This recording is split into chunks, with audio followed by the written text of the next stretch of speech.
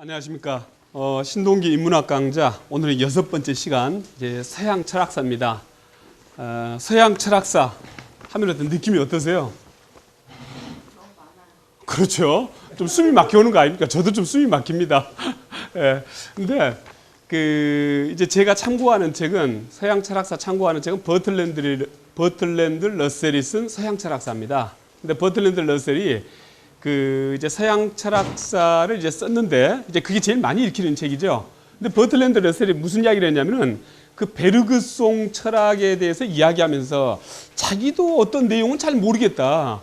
좀 이런 이야기를 하고 있습니다.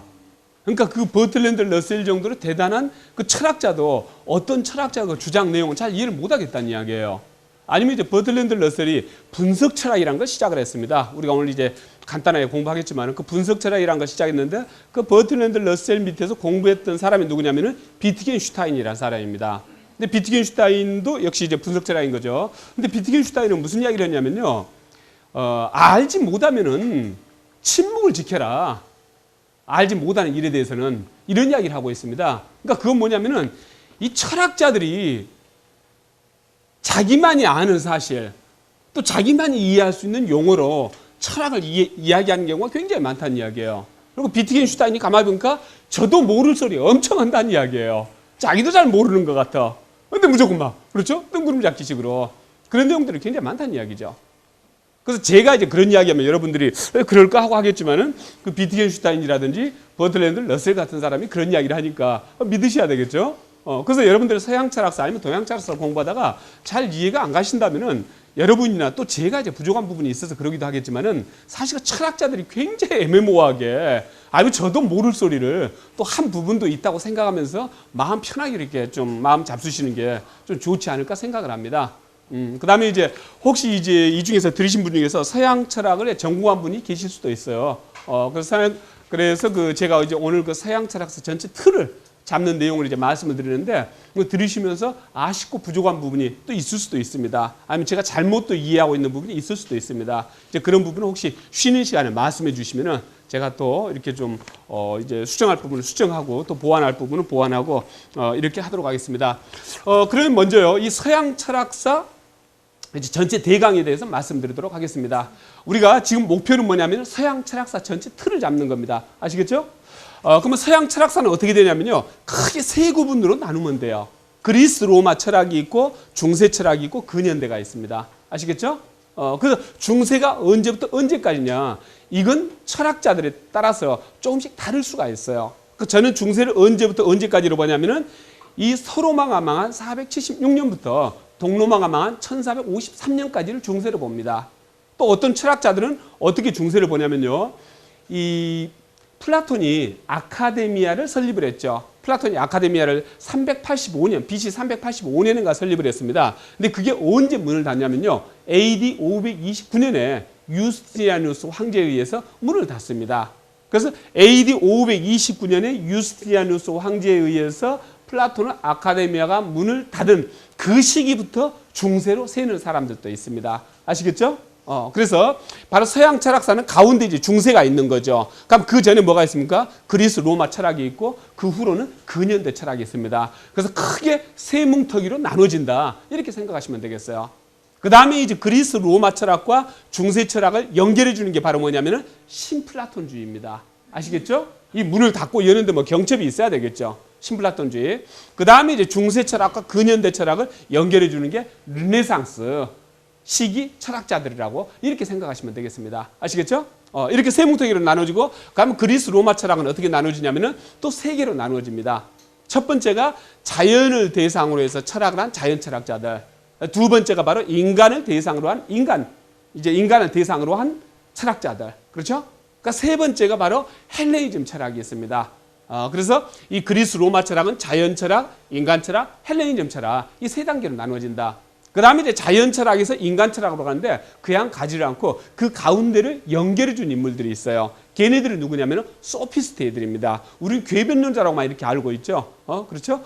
근데 소피스트들은 예를 들면은 소크라테스, 플라톤, 아리스토텔레스 이 정통에서 볼 때는 궤변론자인지 모르겠지만은 우리가 전체 철학 흐름에서 볼 때는 아주 중요한 역할을 했었습니다. 그리고 소크라테스 역시 소피스트들 밑에서 공부를 했었고요. 아시겠죠? 그래서 자연 철학과 인간 철학을 연결해주는 인물이 소피스트다. 이렇게 아시면 되겠고요. 그 다음에 중세 철학은요, 두 개로 나누어집니다. 크게요. 바로 전반부는 교부 철학, 후반부는 스콜라 철학입니다. 그럼 교부 철학하고 스콜라 철학은 어떻게 나누어지냐? 교부 철학은요, 여러분들이 이제 지금 뭐 이 교회 다니고 계신 분들이 많으실 거예요. 삼위일체론, 삼위일체, 원죄론, 그렇죠? 성육신론, 이러한 것들은 누가 정했을까요? 예수님이 정했다. 손 한번 들어보실래요? 하나님이 정하셨다.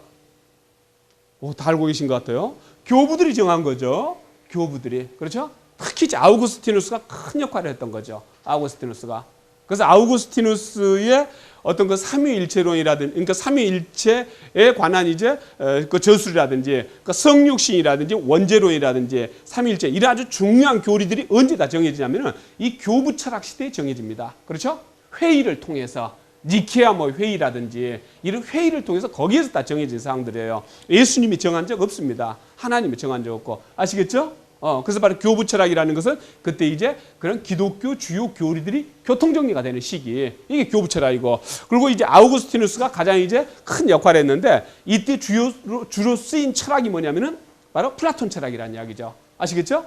그 다음에 이제 스콜라 철학은 뭐냐면은 중세 후기 이제 스콜라 철학인데 우리가 말한 스쿨, 학교라는 게 어디에서 나왔습니까? 이 스콜라에서 나온 거죠. 그렇죠? 그래서 후기로 가면서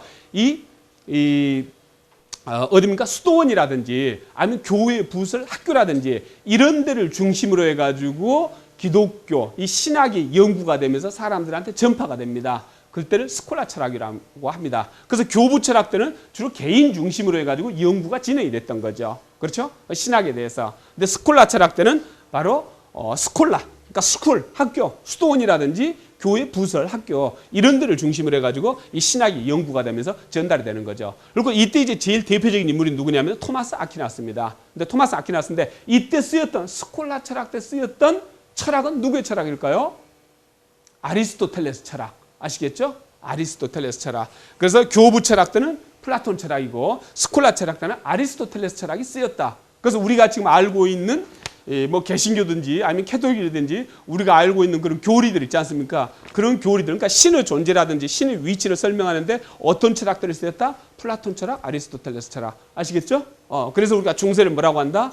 철학이 신학의 신여였다. 이렇게 이야기를 하는 거죠. 그렇죠? 그렇게 되고 이제 근현대는 계몽주의, 비계몽주의로 나눕니다. 바로 계몽주의는 데카르트 합리론으로부터 시작되는 이성이 중심이 되는 시대입니다. 이성요. 그렇죠?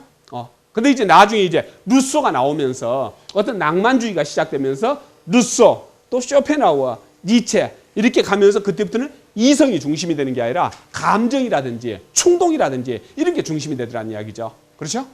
그러면서 그 뒤로 이제 뭐 실존주의라든지 현상학이라든지 분석철학이라든지 이런 것들이 나옵니다. 그 다음에 이제 포스트 모더니즘. 한 20세기 중반 이후로는 뭐가 큰 흐름이냐? 포스트 모더니즘이 큰 흐름입니다. 그러면 그러한 내용들이 어떻게 되는지 보도록 하겠습니다. 그래서 3기로 구분되는 서양철학을 말씀드렸고, 그러면 이제 첫 번째가 이제 자연철학인데, 이 자연철학에서 밀레토스학파, 피타고라스, 헤라클레이토스, 엘레아, 다원론자, 원자론자 이렇게 나옵니다. 이제 밀레토스학파는 지금 터키 지역 있지 않습니까? 터키. 그러니까 여기가 에게이고 여기가 흑해죠. 그렇죠? 흑해고 여기가 어디입니까? 콘스탄티노플요. 이스탄불. 그 다음에 이제 이쪽이 이제 밀레토스라는 데가 있었습니다. 밀레토스요. 그래서 이 밀레토스 지역에서 주로 이제 활동하던 철학자들은 누구냐면은 탈레스라든지 아낙시만드로스라든지 아낙시메네스라든지 이런 사람들입니다. 그래서 이 밀레토스 학파들은 뭘 주장을 했냐면은 탈레스는 물이 만물의 근원이라고 주장을 했어요. 그래서 아낙시만드로스는 확정되지 않는 어떤 무한한 것. 아페이론이라고 합니다. 그게 이제 만물의 근원이라는 이야기죠. 그러면 아낙시멘에서는 공기가 이제 만물의 근원이라고 이렇게 주장을 합니다. 그래서 이 밀레토스 학파들은요, 바로 뭘 했냐면요, 이 보이는 것을 가지고, 만물의, 이를테면은 만물을 이루는 원인이라고 이렇게 설명을 한 거예요. 그 다음에 이제 피타고라스가 나오는데, 이 피타고라스는 여기에 사모스 섬이라고 있었어요. 여기서 살다가 너무 팍팍하니까 살기가 이 정치가 상당히 이제 전제적이었던 모양이에요. 그래서 이제 이탈리아 남부 지역으로 옮깁니다. 근데 우리가 피타고라스 하면 수학자로만 알고 있는데 수학은 애가 아르바이트로 한 것이고 본업은 뭡니까? 교주였어요. 교주, 종교 교주. 아시겠죠? 그래서 피타고라스가 주장한 건 뭐냐면은 세계는 바로 수적 질서로 이루어져 있다. 이렇게 이야기를 하고 있습니다. 수적 질서. 그러니까 이 세계 모든 존재하는 그 배후에는 수적 질서가 존재한다는 이야기죠. 그러니까 우리가 이 피타고라스 저기만 보더라도 어떻습니까? 신기하죠? 그렇죠? 이거의 자성이 이거 자성 플러스 이거 자성이라는 이야기죠. 피타고라스 정리 너무 신기하지 않습니까? 근데 이거 말고도 제가 보여줄 수 있는 것들이 여러 가지가 있습니다. 그 수적 그 질서를요. 근데 피타고라스 이런 주장은요, 오늘날 실현됐을까요? 안 실현됐을까요? 물리학, 숫자로 다 이야기하죠. 화학, 숫자로 이야기하죠. 경제학, 숫자로 다 이야기하죠. 그렇죠? 그러니까 세상 모든 만물, 이 배후에는 뭐가 있다? 수적 질서가 있다고 피타고라스는 주장을 했어요. 이건 보이지 않는 것을 주장을 한 겁니다. 아시겠죠? 그 다음에 헤라클레이토스라는 인물은 바로 뭘 주장을 했느냐?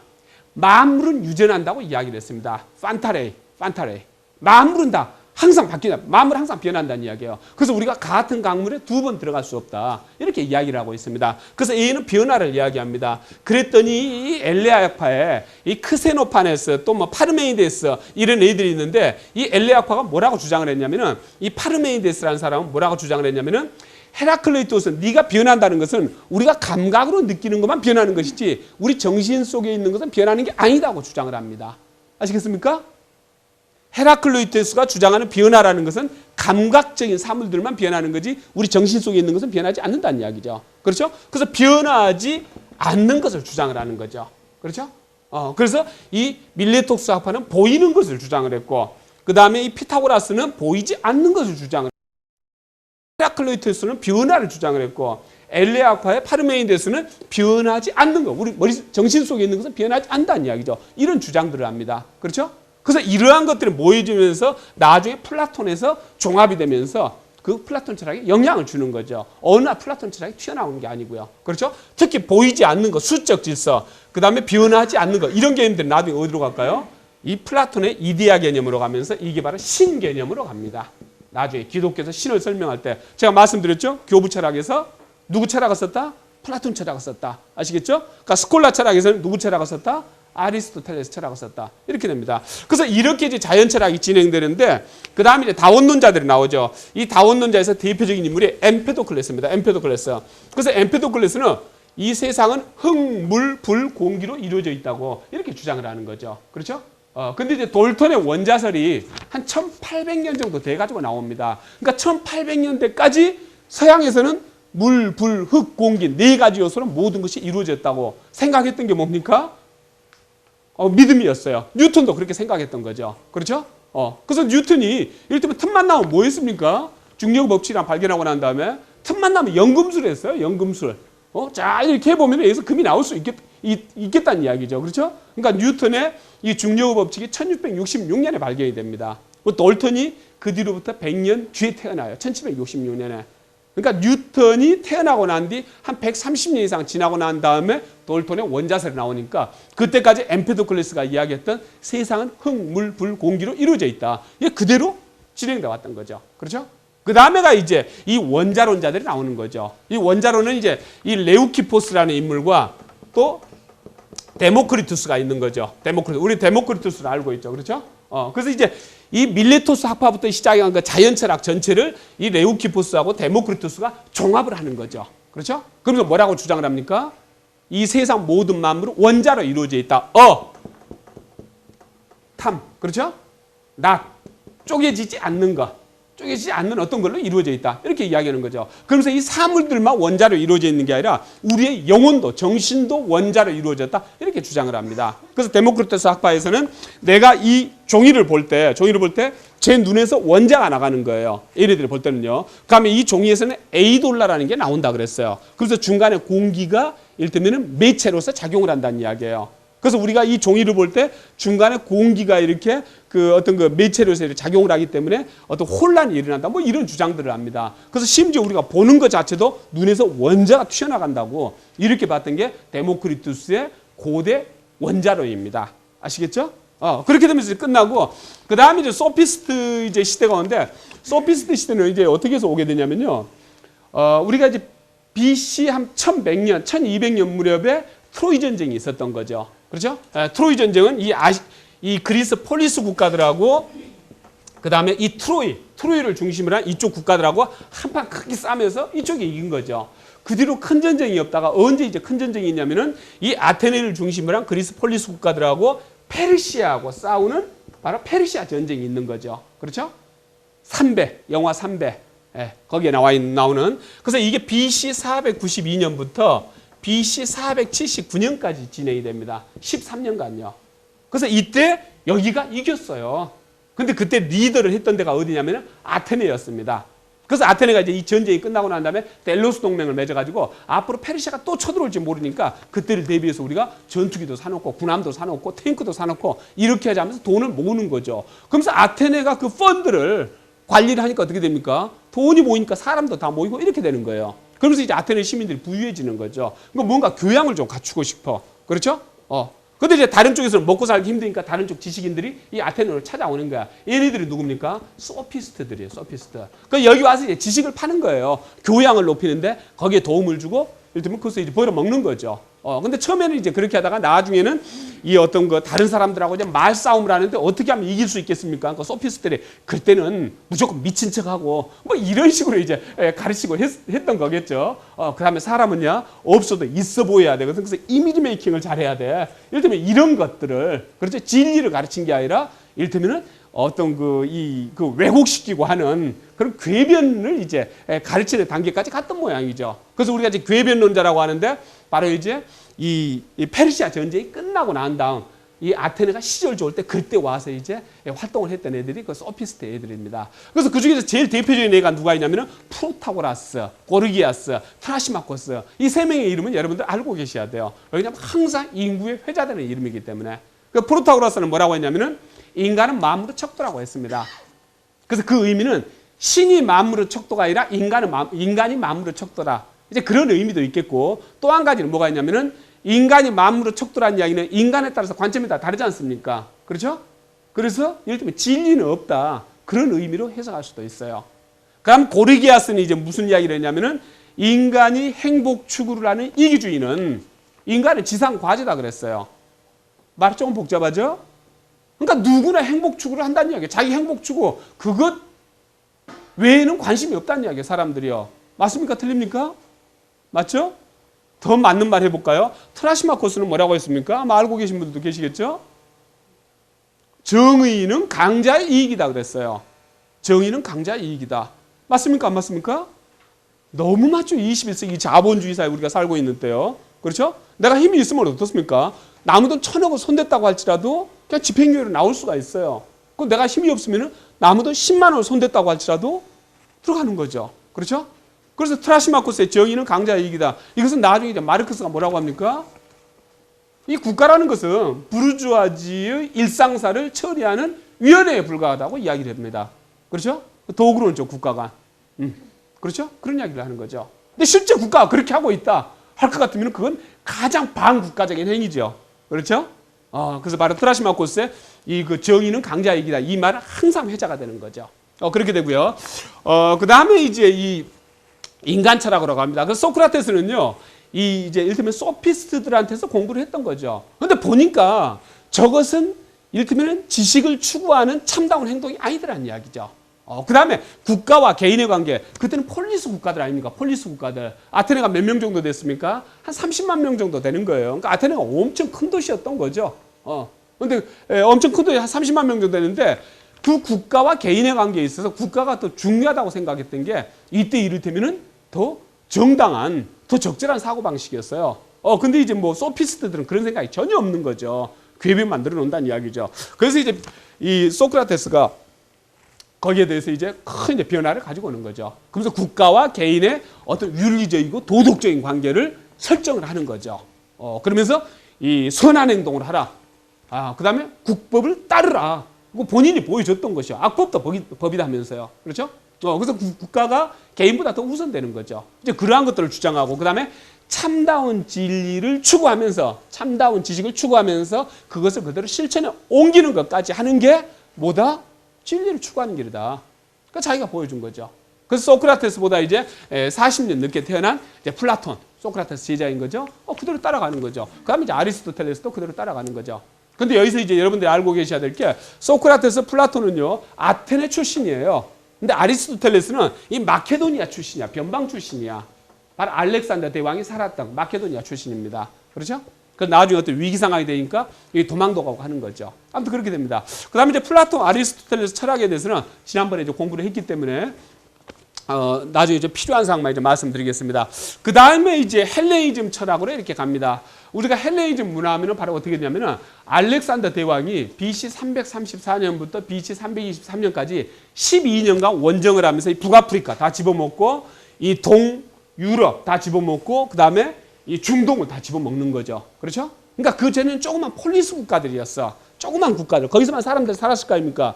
근데 알렉산더가 엄청나게 큰 땅덩어리를 만들어 놓으니까 사람들이 헷갈리기 시작을 하는 거예요. 그렇죠? 그래서 폴리스 국가 때, 폴리스, 도시국가 형태 때 철학은 뭐냐면 귀족 철학이었어. 시민들 철학이요. 그렇죠? 근데 국가가 이따하게 커지니까 철학도 이제 달라지는 거예요. 근데 철학 달라지기 전에 이제 어떤 변화가 있냐면은 이 헬레니즘 시대 그 전까지는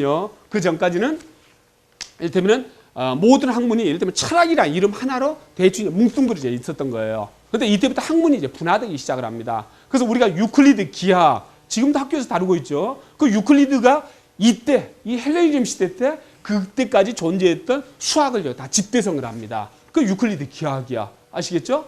그 다음 또 누가 있습니까? 아르키메데스요. 아르키메데스 어떤 그 유체역학 말도 어려워요? 그렇죠? 뭐 전공하신 분들이 잘 아시겠지만은 하여튼 유체역학. 근데 아르키메데스는요 레오나르도 다빈치처럼 지식을 시종에 쓴 일테면 최초의 지식인일 수가 있어요. 그러니까 우리가 이렇게 동그란 통이 있어요. 그럼 여기서 물을 이렇게 끌어올리는데 뭐가 있냐면 이렇게 나사가 이게 나선식으로 되어 있는 게 있습니다. 그러니까 안에 이렇게 나선식으로 나사가 들어있는 것처럼 이렇게 형태가 되어 있어요. 그럼 이걸 이렇게 돌리게 될 것 같으면 물이 쭉 따라 올라온다는 이야기죠. 그렇죠? 그 나선식 펌프라고 합니다. 이것도 아르키메데스가 이제 발명해낸 거예요. 이거 외에도 무슨 뭐 성을 공격하는 무기라든가 기중기라든가 이런 거 아르키메데스가 그때 이제 다 발명을 하고 했던 거죠. 그 다음에 이때 이제 특히 이제 천문학이 이제 많이 갈라지게 됩니다. 천문학으로 이제 많이 이제 분화가 되는데 이 에라토스테네스라고 그때 이제 알렉산드리아 도서관 관장을 했던 사람이 있었는데 이 사람은 지구 둘레를 쟀어요. 몇 킬로? 39,690km.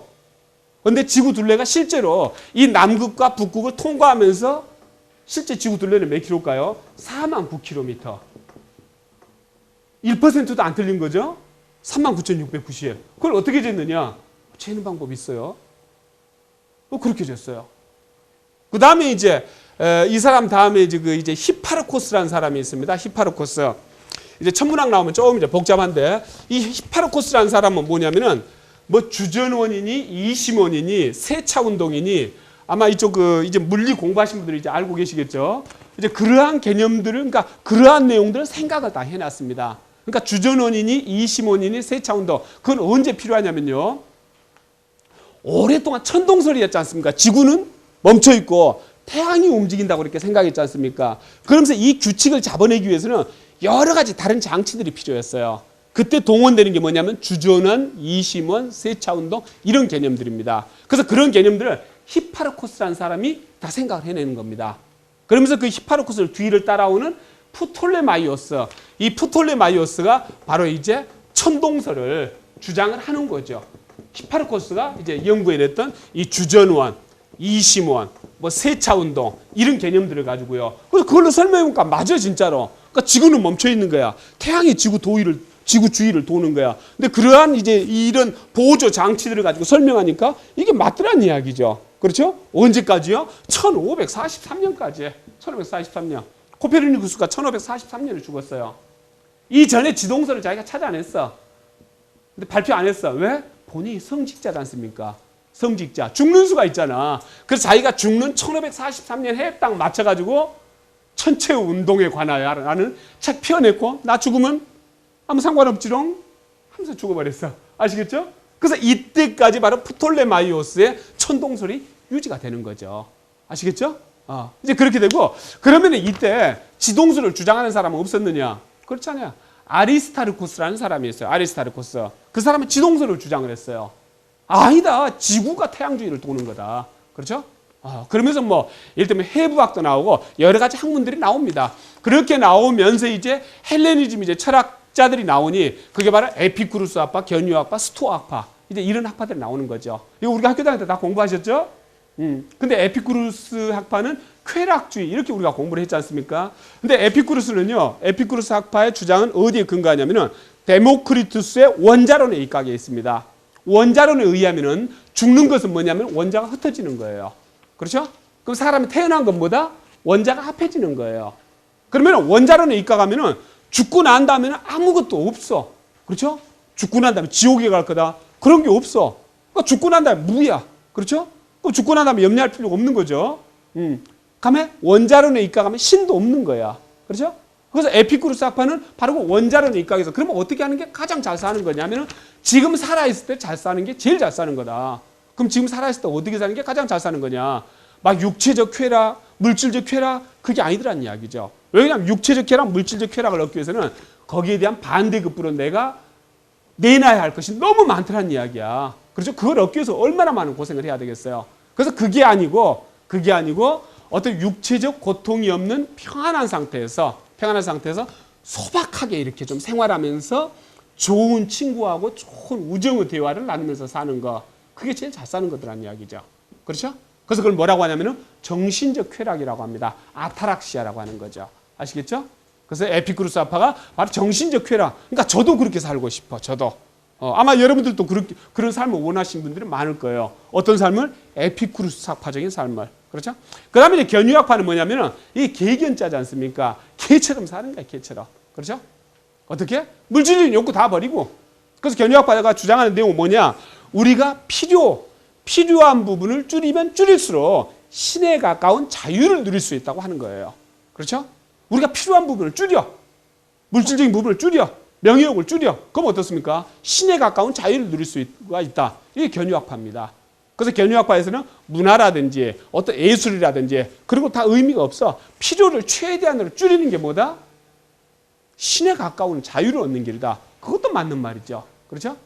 그래서 이제 디오게네스가 바로 이제 알렉산더 대왕하고 이제 만나서 그래 이제 에피소드가 남고 하는 거죠. 그 다음에 스토아학파는 뭐냐면요. 지혜를 가지고 나 자신을 통제를 하는 거예요. 지혜를 가지고 나 자신을 통제할 것 같으면은 우리는 훨씬 더 행복하게 살 수 있다는 이야기죠. 그래서 이거 이제 제논이라는 사람이 이제 주장을 했는데 이 제논은요 이방인, 이민족, 그다음에 아주 낮은 계급의 사람들 이런 모든 사람들을 차별을 두지 않고 대상으로 해서 가르쳤어요. 그렇죠? 그다음에 이제 스토아파의 거장이 3명인데 첫 번째가 세네카. 세네카는 5대 황제인 네로의 스승이었어요. 스토아파 거장이야. 근데 그 사람도 고리대금으로 돈을 그리 또 많이 벌었다 그래. 또 그건 또 뭔가 모르겠어. 어쨌든 그 다음 이제 노예 출신인 에픽테투스라는 사람이 있어요. 노예 출신. 또 한 명은 누굽니까? 우리가 잘 알고 있는 것처럼 마르크스 아우렐리우스. 황제. 그러니까 황제도 있고 고위 정치인도 있고 노예 출신도 있다는 이야기예요. 그렇죠? 그게 바로 이제 스토아파의 철학입니다. 그래서 스토아파는 바로 세계 모든 인류가 하나 공동체다 하는 생각을 가지고 있고 만민은 평등하다 이런 생각을 가지고 있는 거죠. 그래서 그래서 에피쿠루스 학파, 견유학파, 스토아파가 헬레니즘 시대에 이를테면 유행했던 그런 이제 하나 이제 사상인데 이 로마에 가장 잘 들어맞는 것은 스토아파였습니다. 왜 그러냐면 스토아파는 뭐라고요? 만민 평등. 그 다음에 아주 글로벌한 그런 이제 개념을 이제 가지고 있는 것이기 때문에 그래서 스토아파가 그대로 이제 이 로마 제국에서 자리를 잡는 거죠. 그러니까 그건 무슨 의미가 있냐면은 나중에 기독교가 자리를 잡을 때 스토아파가 먼저 판을 깔아놨지 않습니까? 판을 깔아놨어요. 스토아파 철학이 만민은 평등하다. 기독교는 뭐냐? 인류를 구제하겠다. 만민을 구제하겠다는 이야기야. 그러니까 스토아파가 비슷한 거예요. 그래서 그 전 단계로 이제 스토아파가 다 이렇게 준비를 해줬다고 볼 수가 있는 거죠. 아시겠죠? 바로 이제 그렇게 됩니다. 그 다음에 이제 플로티노스 이제 신플라톤주의를 이야기할 수가 있는데 우리가 그리스 로마 철학과 중세 철학을 연결하는 인물이 바로 이제 연결하는 역할을 한 사람이 누구냐면은 바로 이제 플로티노스입니다. 그래서 플로티노스는요 신플라톤주의라고 합니다. 그러니까 그때까지 스토아파가 이제 큰 이제 이 세력을 형성하고 있었던 거죠. 근데 이제 마르크스 아우렐리우스 황제가 언제 죽냐면은 180년에 죽습니다. 우리가 이제 로마의 오연제라고 있죠. 오연제.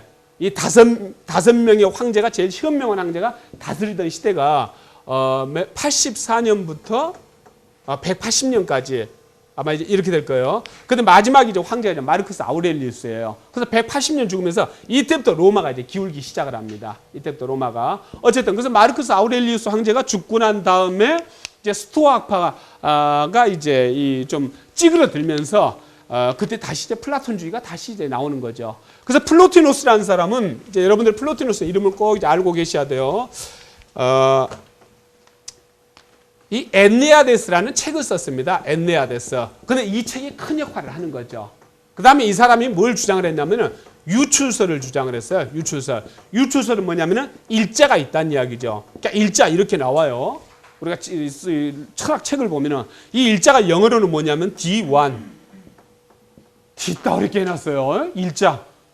뭔지 어떻게 할 거야? 그래서 일자가 있다는 이야기예요. 어느 하나가 있어. 결국 뭐겠습니까? 신이 있다는 이야기. 신. 예, 근데 이 신, 이 일자는요, 너무나 완벽한 존재고 좋은 것을 가지고 있기 때문에 자기가 가지고 있는 좋은 것을 다 공유하고 싶어. 그래서 여기서 이 일자 위에서 넘쳐 흐른다는 이야기야. 넘쳐 흘러. 이 일자가 가지고 있는 좋은 것들이. 그렇죠? 그래서 넘쳐 흘러고 가장 가까이 떨어지는 걸 뭐라고 하냐면은 노우스라고 합니다. 이성 정신이 가장 흘러 넘쳐요. 용암처럼. 그러니까 여기 이성 정신이 있습니다. 그러니까 여기서 좀 더 흘러 넘친 게 뭐냐면은 세계의 영혼. 영혼이 있고, 그다음에 여기서 좀 더 멀어진 게 인간 영혼이 있고, 그다음에 여기서부터 더 멀어진 게 뭐냐면은 육체, 물질이 있다는 이야기예요. 아시겠죠? 그러니까 이런 개념들이 나중에 그대로 기독교 신을 설명하는 개념으로 쓰이는 거예요. 그러니까 이건 아주 원시적인 개념이야.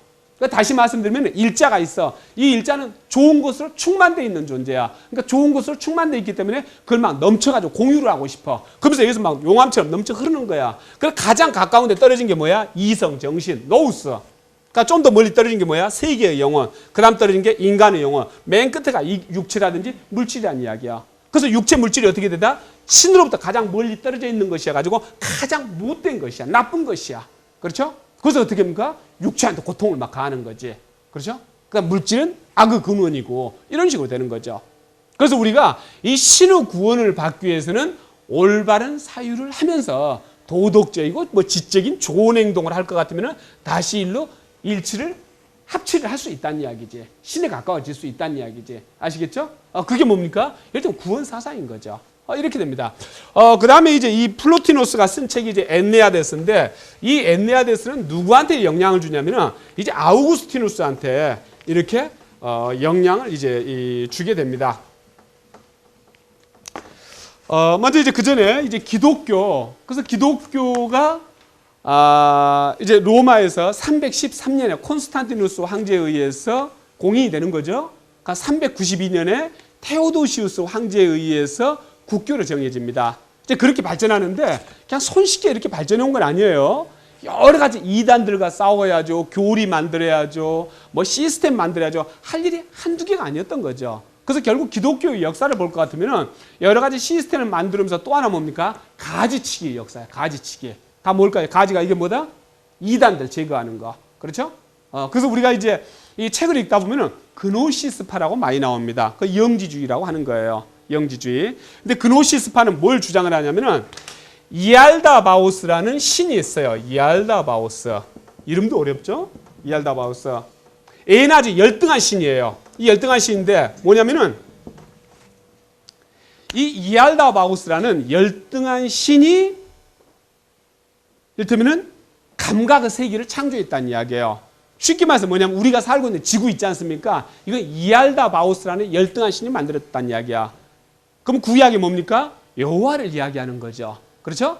근데 얘는 열등한 신이고 문제가 있는 신이야. 그래서 뱀이 하와하고 이브한테 선악과를 따먹으라는 건 뭐냐면은 걔네들을 나쁜 길로 인도하기 위해서 그런 게 아니라 그 이알다바오스한테 넘어가지 마라, 속지 마라. 그 나쁜 신한테 해석을 따먹게 했다는 이야기예요. 아시겠죠? 근데 그래도 잘 시정이 안 돼. 시정이 안 되니까 어느 날 하나님이 자기 독생자를 내려보내시는 거야. 근데 누구한테 내려보낼까 이렇게 하고 보니까 예수라는 친구가 있더란 이야기야. 그래서 예수라는 친구한테 그 독생자를 내려보내. 어느 순간 내려왔다고요? 요한한테 세례를 받는 순간. 그렇게 설명을 해. 그노시스파에서는. 그래서 그때 내려와 가지고 3년 동안 이제 하나님 말씀을 전해. 독생자가 예수라는 이제 청년의 몸에 들어가서 3년 동안 전하고 난 다음에 그다음에 이제 십자가에 매달리는 거야. 근데 막 돌아가시기 전에 예수님이 뭐라고 했습니까? 엘리 엘리 라마 사박타니, 나의 하나님 어찌하여 나를 버리시나이까. 돌아가시기 전에.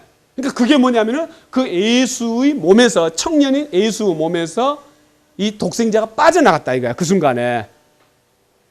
그래서 예수님이 엘리 엘리 라마 사박타니, 나의 하나님 어찌하여 나를 버리십니까? 아시겠죠? 그노시스파에서는 그렇게 본다는 이야기야. 아주 논리적으로 말이 또 이렇게 되죠? 어찌됐든 그노시스파에서는 그렇게 보면서, 그래서 그노시스파에서는 어떻게 이야기하냐면은 신이 태어나고 자라고 그럼 신이 죽고, 그건 말이 안 된다. 어찌 신이란 존재가 그럴 수가 있는 거냐. 신이란 것은 인간하고 다른 건데 신이 쭉 자라서 태어나서, 그럼 인간은 몸에서 태어나서 그건 있을 수 없는 일이다 하고 이야기를 합니다. 아시겠죠? 그노시스파에서 그렇게 본다는 이야기, 제가 그렇게 본다는 이야기 아니고 또 이제 믿음 있는 분들은 그래서 한데, 그 다음에 이제 여러 이제 그 이단들이 있지만은 이 펠라기우스라는 사람은 원죄를 의심합니다. 이 펠라기우스는 원죄를 의심한다는 건 뭐냐면은 아이가 막 태어났어요. 근데 1시간도 안 돼갖고 죽었어. 천당으로 갈 수 있습니까? 없습니까? 없죠. 왜 없습니까? 원죄 때문에. 그렇죠? 그게 이제 원죄론입니다. 기독교에서 말하는 원죄론. 그래서 기독교에서 말하는 원죄론은 뭐냐면은 아담과 이브한테 신이 자유의지를 줬어. 조물주가 자유의지를 줬는데 그 자유의지를 맨 처음에 어디다 썼냐면은 신의 의지에 반하는 선악과를 따먹는 일에 썼다는 이야기야. 그렇죠? 그래서 그 아담과 이브로부터 모든 이 인간들은 자손이라는 이야기야. 우리가 DNA를 물려받아. 근데 몸만 물려받은 게 아니라 무엇도 물려받는다? 영혼도 물려받는 거야. 그대로. 그렇죠? 그 논리대로 할 것 같으면. 그래서 그 영혼도 물려받는다고 할 때에 그 아담과 이브가 어쨌든 원죄 있지 않습니까? 그것도 다 물려받는다는 이야기예요. 아시겠죠? 이게 원죄설이야. 누가 만들었다 원죄설은? 아우구스티누스가 정리를 했어. 아까 교부차라에서 다 정리했다고 했죠? 아우구스티누스가 그렇게 정리를 한 거야. 그래서 그게 원죄야. 그래서 막 태어난 애도 세례를 받아서 하나님의 은총을, 그러니까 하나님이 그래 하면서 안아주지 않을 것 같으면은 막 태어나서 죄가 아무것도 없어. 그렇다고 할지라도 걔는 천당 못 간다는 이야기야. 아시겠습니까? 그게 기독교 입장이야. 아시겠죠? 근데 펠라기우스는 뭐라고 했냐면은 그것 아니다. 그래서 원죄에 대해서 의심을 한 거야. 그래서 굳이 꼭 그게 그렇게 하지 않더라도, 예를 들면 내가 착하게 살고 좋은 일하고 살면 어떻게 한다? 천당 갈 수 있다 하고 주장한 게 펠라기우스야. 그래서 이것은 기독교, 정통 기독교에서 이단이다 아니다? 이단인 거예요. 아시겠죠? 그게 원죄설이야. 바로 그렇게 됩니다. 그 외에도 이제 여러 가지 이제 또 단성론이라는 것들, 단성론이라는 거 있죠. 단성론은 삼위일체에서를 믿지를 않고, 예를 들면 신성만 가지고 있다고 믿는 거야. 신성만. 아니면 네스토리우스 파 같은 데는 뭘 이야기하냐면은 성모가 신을 낳았다는 것을 인정을 하지 않아. 성모가 신의 어머니가 아니라 단순한 인간의 어머니야. 그렇죠? 그러니까 그러한 것들이 예를 들면은 이 동방정교, 오르토독스 처치, 동방정교 이쪽에서는 성모 인정하지 않죠? 성모를 인정하지 않습니다. 아시겠습니까? 그 여러 가지가 좀 다른데 예전에 제가 성경 말씀드릴 때 그때 한번 설명은 다 드렸었어. 바로 이제 그렇게 됩니다. 그리고 이제 소로마 교회가 제자리를 잡기까지는 이제 뭐 암브루시우스라는 사람이 이제 교회와 국가는 별개다. 아니면 제롬이라는 사람은 이제 수도원 제도 같은 것을 이제 만들고, 그 다음에 이제 아우구스티누스가 바로 이제 우리가 지금 알고 있는 이 기독교 교리 중요한 사항들을 아우구스티누스 때 이제 많이 만들어진 거죠. 그 다음에 이제 누굽니까? 아무튼 이제 그렇게 됩니다. 그렇게 되고요.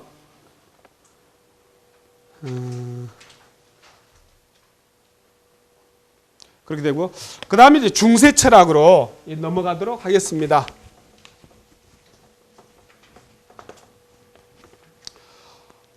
중세 이제 기독교가 313년에 이제 공인이 되고 392년에 국교로 이렇게 됩니다.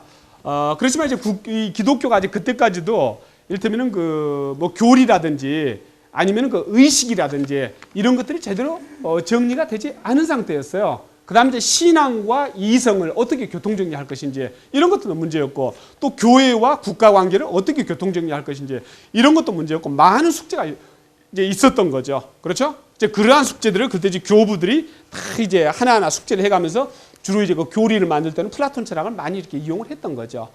이제 그렇게 됩니다. 그리고 이제 제일 중요했던 것은 신의 위치와 신의 존재를 어떻게 설명할 것이냐. 그렇죠? 신의 위치, 신의 존재를 어떻게 설명할 것이냐. 그러니까 오늘날도 어려운데 그때 이를테면 사람들한테 딱 보여주면 좋겠는데 신은 보여줄 수가 없거든. 근데 이거 어떻게 이제 설명을 해야 돼?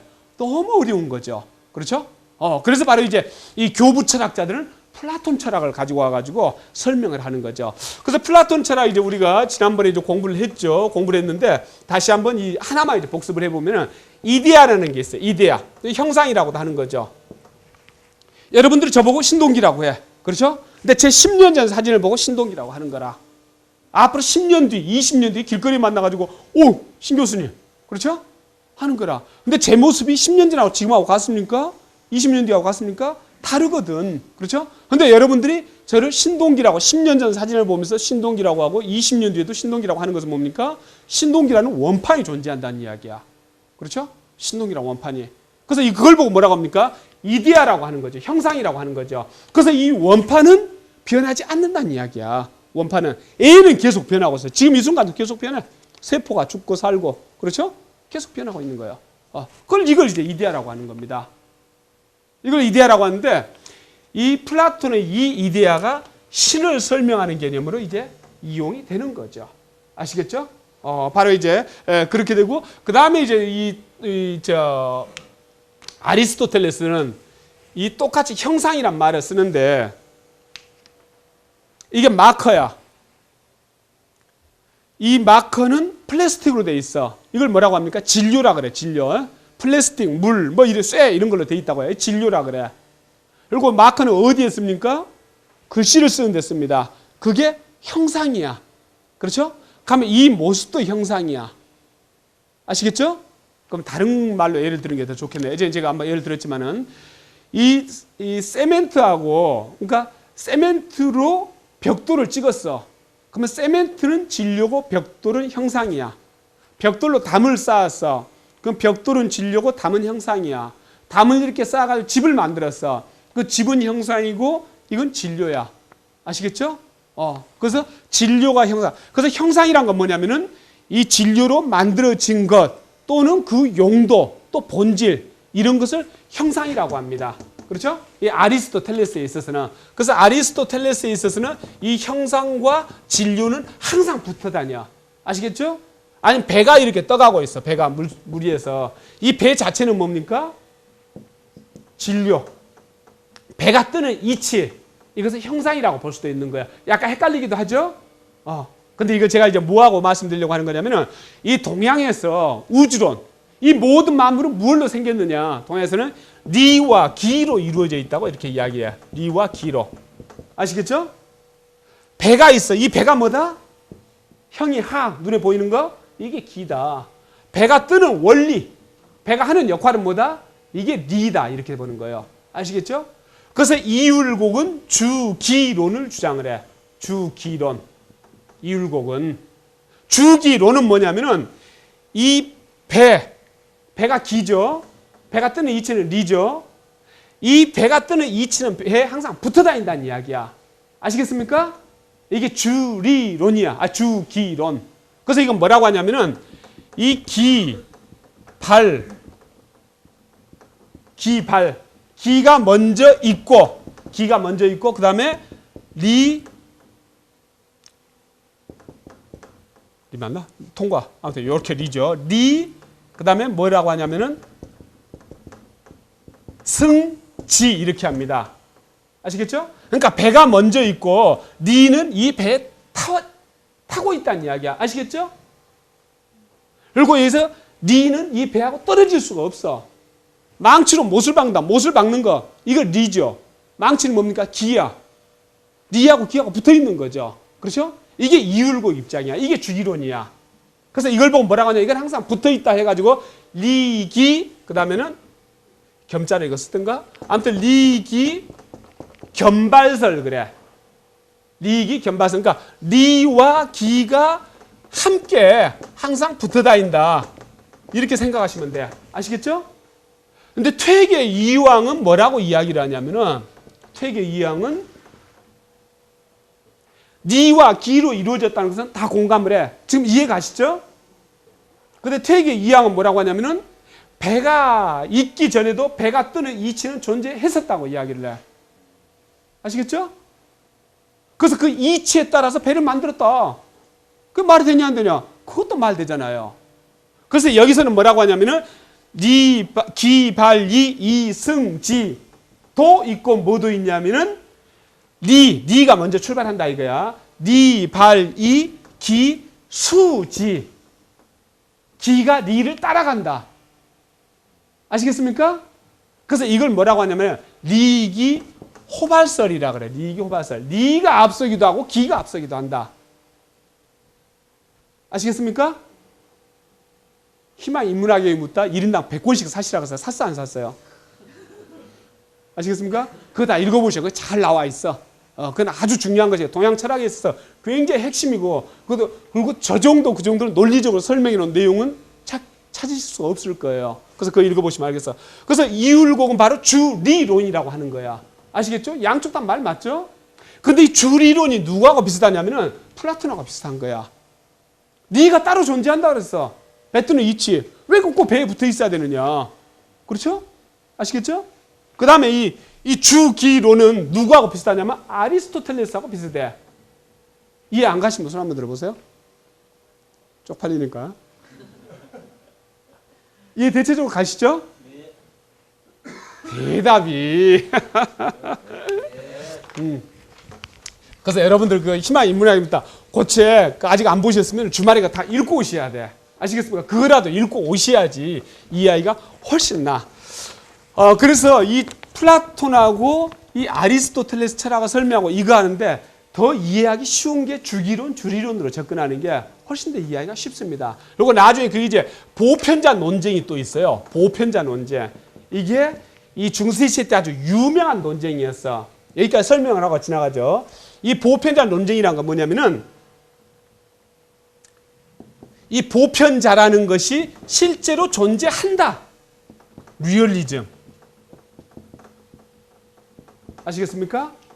A는 실제로 존재하지 않고 이름으로만 존재한다. 이름으로만. 그걸 뭐라고 하더라? 아무튼 이름으로만 존재한다. 해가지고 이 노미널리즘 이렇게 합니다. 노미널리즘. 이름은 안 존재한다. 이 보편자를 뭘로 생각하시면 이로 생각하시면 돼. 아시겠습니까? 그러니까 이만 별도로 존재한다. 이게 실제론이야. 아시겠죠? 이거 유명론이라 그래. 유명론.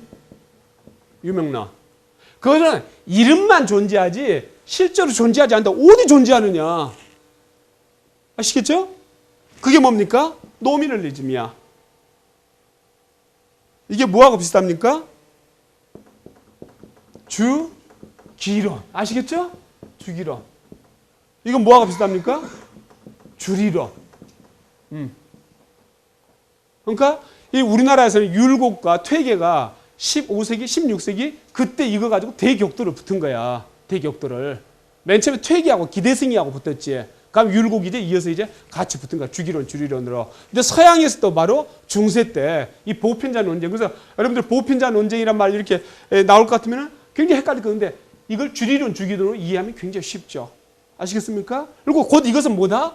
플라톤, 아리스토텔레스 논쟁인 거라. 그래서 우리가 화이트헤드가 서양 철학은 플라톤 철학에, 그러니까 플라톤 이후 서양 철학은 플라톤 철학의 각주에 불과하다 하고 표현할 정도로 플라톤 철학과 이것은 쫙 이어지는 거라요. 아시겠죠? 그러면 엊그저께도 보니까 뭐 인간의 그 성격 유형을 이렇게 간다, 뭐 점액질이니 다혈질이니 이렇게 하면 그 뒤에 보니까 뭐가 나오냐면 물, 불, 흙, 공기 이렇게 나오더라고. 그렇죠? 또 점액질, 다혈질, 맨 처음에 누가 또 나눴다고 했습니까? 아리스토텔레스가 나눴어. 아리스토텔레스가. 오늘날 우리 심리학이라든지 뭐 이런 데서 보는 그 내용이. 그럼 거기도 뭐 물, 불, 흙, 공기 색깔은 어떻고 그냥 여기서 계속 우려먹는 거야. 계속. 그렇죠? 새로운 게 아니고. 아시겠죠? 그래서 이 내용을 설명을 하고 이제 지나가도록 하겠습니다. 그 다음에 이제 이 교부 철학의 중심인 아우구스티누스는 10대 때 굉장히 타락한 생활을 했었어요. 막 애도 낳고 이렇게 했었어. 근데 그러다가 이제 어느 날 키케로가 쓴 이 기독교 서적인 호르텐시우스라는 것을 읽고 난 다음에 어떤 도덕이라든지 악이라든지 이런 거에 대해서 굉장히 고민을 하기 시작을 하는 거야. 그래서 어디로 찾아가냐면 마니교로 찾아갑니다. 마니교는 어떤 종교냐면은 기독교에다가 조로아스터교, 불교, 그냥 민간 신앙까지 다 짬뽕한 게 마니교야. 그래서 거기서는 신을 둘로 나눠. 하나는 악의 신, 하나는 선의 신. 악의 신은 정신을 지배해. 선의 신은 물질을 지배하고. 그래서 마니교에 이제 심취해가지고 거기서 답을 찾아봤지만 찾기가 힘들어. 그때 아우구스티누스가 책 한 권을 읽었으니 그 책이 누구냐면은 어떤 책이냐면은 희망 인문학에게 묻다. 그 책이 아니고 아까 플로티노스가 썼던 엔네아데스를 읽는 거라. 그래서 그걸 읽으면서 감동을 받아가지고 기독교에 귀의를 하는 거예요. 아시겠죠? 그러니까 플로티노스의 엔네아데스라는 책은 엄청난 역할을 한 거죠. 만약 그 책이 없었다고 할 것 같으면 아우구스티누스는 마니교에서 그대로 있었을 것이고, 그러니까 마니교에 그대로 있었다고 할 것 같으면 기독교 교리를 총망라해가지고 정리해가지고 교통정리하는 그 역할은 한참 늦어졌을 것이고, 그럼 기독교는 오랫동안 훨씬 더 많은 사람들이 죽었을지도 몰라요. 그렇죠? 그다음에 그래서 아우구스티누스의 이제 고백록이 있지 않습니까? 고백록, 참회록이. 그래서 젊은 날 그렇게 타락하고 있었는데 그 어머니가 그렇게 아우구스티누스를 계속 보살피고 해가지고 그래도 끈기 있게 이렇게 케어를 하고 해가지고 그렇게 훌륭한 이제 교부를 이제 만든 거죠. 그 다음에 이제 그 뒤로부터 쭉 이제 이게 몇 년이니까 한 1200년 정도 이렇게 지나가지 않습니까? 아우구스티누스가 354년에 태어나서 아마 430년에 이렇게 죽었을 거예요. 354년에 태어나서 430년에 죽었는데 그 뒤로 1100년이 지난 다음에 1517년에 종교개혁이 일어나지 않습니까? 루터가 1517년에 일으키고 1530 몇 년에 또 이제 칼빈이 또 종교개혁을 또 일으켜. 근데 그때 루터하고 켈빈이 주장한 내용이 뭐다? 아우구스티누스 이후에 캐토릭이 뭘 그렇게 더덕 붙여놨느냐. 원래 하나님 말씀, 복음은 이런 이야기를 하지 않았다. 왜 니네 멋대로 이렇게 막 더덕 붙여놓느냐. 그래서 그것을 다 띄어내야 된다. 결론은 뭐다? 아우구스티누스 주장으로 다시 가야 된다. 하는 주장이 프로테스탄트 주장이야. 아시겠죠? 아우구스티누스가 정했던 거. 우리 지난번에 동양철학사 공부하면서 뭐 했습니까? 공자가 술이부작이라고 했어. 말하되 그러니까 풀어먹되 새로 만들지는 않는다. 어느 시대로 돌아가자? 주공단 시대로 돌아가자. 주공단. 그렇죠? 그렇게 이야기하는 거죠. 어떻게 보면 혁명이라는 게 다시 복고인 경우가 굉장히 많아요. 다시 복고인 경우가. 아무튼 이제 그렇게 됩니다. 그 다음 이제 보편자 논쟁은 아까 이제 제가 말씀을 드렸네요. 그 다음에 이제 수도원제도. 그러면 기독교에서 이제 그 수도원이라는 게 상당히 큰 역할을 이제 하는데 이제 교회는 그냥 이제 보통 사람들 삶, 그 생활 속에 같이 어울려 있기 때문에 항상 이를테면은 그 좋은 자세를 견지하기가 쉽지가 않은 거죠. 그렇죠? 그러면서 이제 그 수도원이 나오고 뭐 프란체스코 파니, 무슨 도미니크 파니 이런 것들이 계속 이렇게 나오고 합니다. 근데 수도원은 이제 언제 만들어지기 시작했냐면요. BC 이제 한 3세기에 성 안토니우스라는 사람이 은둔 생활을 합니다. 그러면서 그 다음에 BC 이제 4세기에 이 파코미우스라는 사람이 수도원을 만들어요. 파코미우스라는 사람이. 근데 수도원이 맨 처음에 어디서 발달되냐면요. 이집트하고 이 시리아에서 발전합니다. 유럽 땅에서 발전한 게 아니라. 그러니까 파코미우스라는 사람이 이집트에다가 수도원을 만들면서 그 수도원은 공동체 생활을 합니다. 그다음에 사유재산을 갖지를 않아요. 그러면서 이 고행보다는 수도원하면 우리가 주로 고행을 생각하는데 고행보다는 농사를 중요시합니다. 아시겠죠? 이제 이집트에서는 농사를 중요시해. 이렇게 하고 이 수도원이 나중에 유럽 수도원으로 이제 가는 거예요. 근데 이집트 수도원은 농사를 중요시하고 이 시리아 쪽에 있는 수도원들은 고행을 또 중요시합니다. 고행을. 그래서 이제 5세기 때 성 아타나시우스라는 사람이 이 수도원 제도를 캐톨릭에 정식으로 도입을 합니다. 그러면서 시작되고 그 다음에 이제 6세기 초에 베네딕트가 수도원을 만들면서 수도원이 제대로 체계적으로 진행이 되는 거예요. 그래서 우리가 베네딕트 수도회 알고 계시죠? 이게 6세기 때 등장을 한 겁니다. 그러면서 이 베네딕트는 그 이제 수도의 규칙을 정하는 거예요. 그 수도의 규칙을 정하는데 이 베네딕트 수도의 규칙이 그 뒤로 어떤 그 수도원들 규칙의 하나 이제 모델이 됩니다. 그러면서 이 수도원에 들어갈 때는 성직자들만 들어갈 수가 있는 거죠. 그다음 무슨 맹세를 하냐면은 가난 맹세를 합니다. 가난. 빈곤하게 살겠다. 왜 가난 맹세를 할까요? 예수님과 12사도들은요, 집도 없었어요. 그다음에 허름한 옷을 입고, 그러니까 가지고 있는 게 허름한 옷 정도가 전부였어요. 그대로 따라 살겠다는 이야기죠. 그렇죠? 그럼 가난 맹세를 하고, 그다음에 뭐합니까? 순종하겠다는 맹세를 하고, 순결. 가난, 순종, 순결의 맹세를 합니다. 그 다음에 이 수도의 규칙에서, 베네딕트 수도회는요, 수도의 규칙에서 정한 것보다 더 심한 고행을 하려고 할 경우에는요, 반드시 수도 원장한테 허가를 받아야 돼요. 허가 받지 않으면 안 돼요. 아시겠죠? 그러면서 이 베네딕트 수도회가 이제 쭉 이제 펼쳐 나가기 이제 시작을 합니다. 그 다음에 이제 중세 시대 때 또 뭐가 있었냐면요, 교황이 이 유럽 모든 땅에 대한 지배권을 가지고 있다. 이렇게 교황이 주장을 했어요. 그래서 그 근거는 뭐냐면요, 313년에 콘스탄티누스 황제가 이 기독교를 공인을 했죠. 근데 그 전에 이거 위서예요. 그래서 콘스탄티누스 황제의, 이를테면은 콘스탄티누스 황제가 유럽 땅을 다 교황한테 준다 하고 약속을 했다는 이야기예요. 그 유언장을 남겼다는 이야기예요. 근데 이게 나중에 위서로 이제 밝혀집니다. 위서로 밝혀지는데 그 내용은 바로 뭐냐면 콘스탄티누스 황제가 한센병에 걸렸어. 일단 문둥이병, 한센병이라고 그러죠. 문둥이병은 너무 그렇고, 한센병이 이렇게 걸려가지고 의사들이 낫게 하지는 못하는 거야. 근데 콘스탄티누스한테 누가 바로 나타났냐면은 그 벌써 이제 한참 전에 죽은 베드로하고 이 바오로가 나타난 거라. 그래가지고 지금 교황인 실버스타 스텔론은 빼고, 지금 교황인 실버스타가 어느 동굴에 지금 거기 숨어 있다.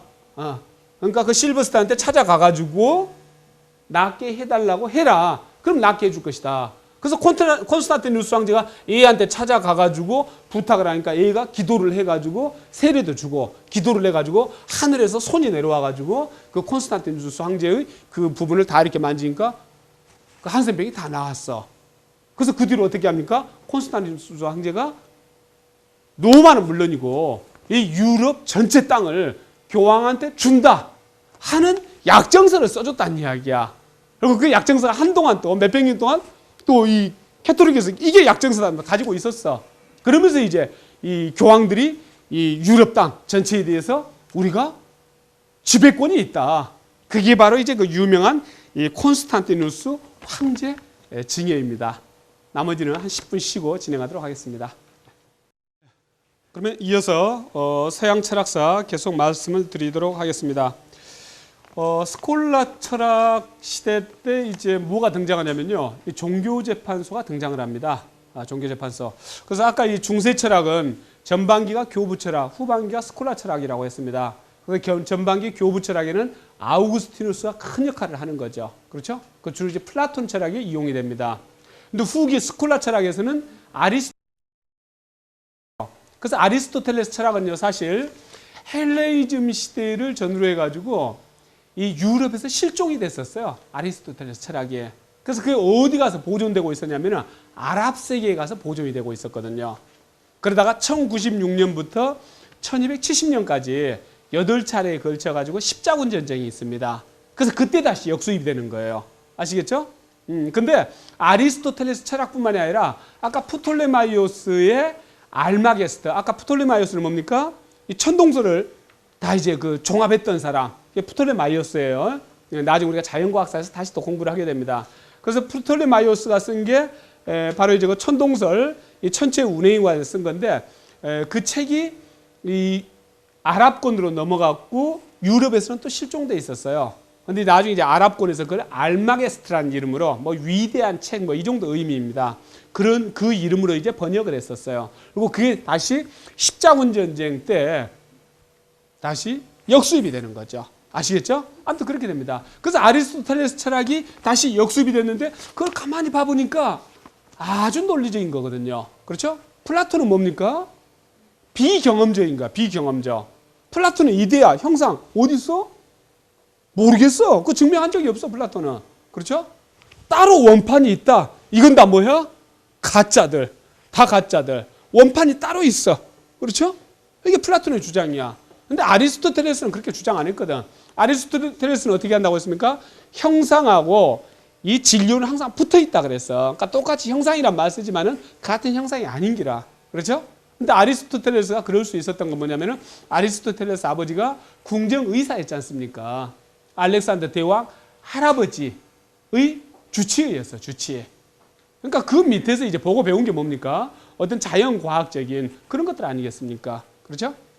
그래서 아리스토텔레스 철학이 들어왔는데 토마스 아퀴나스가 보니까 이걸로 설명하면 좋을 것 같아. 좋을 것 같아.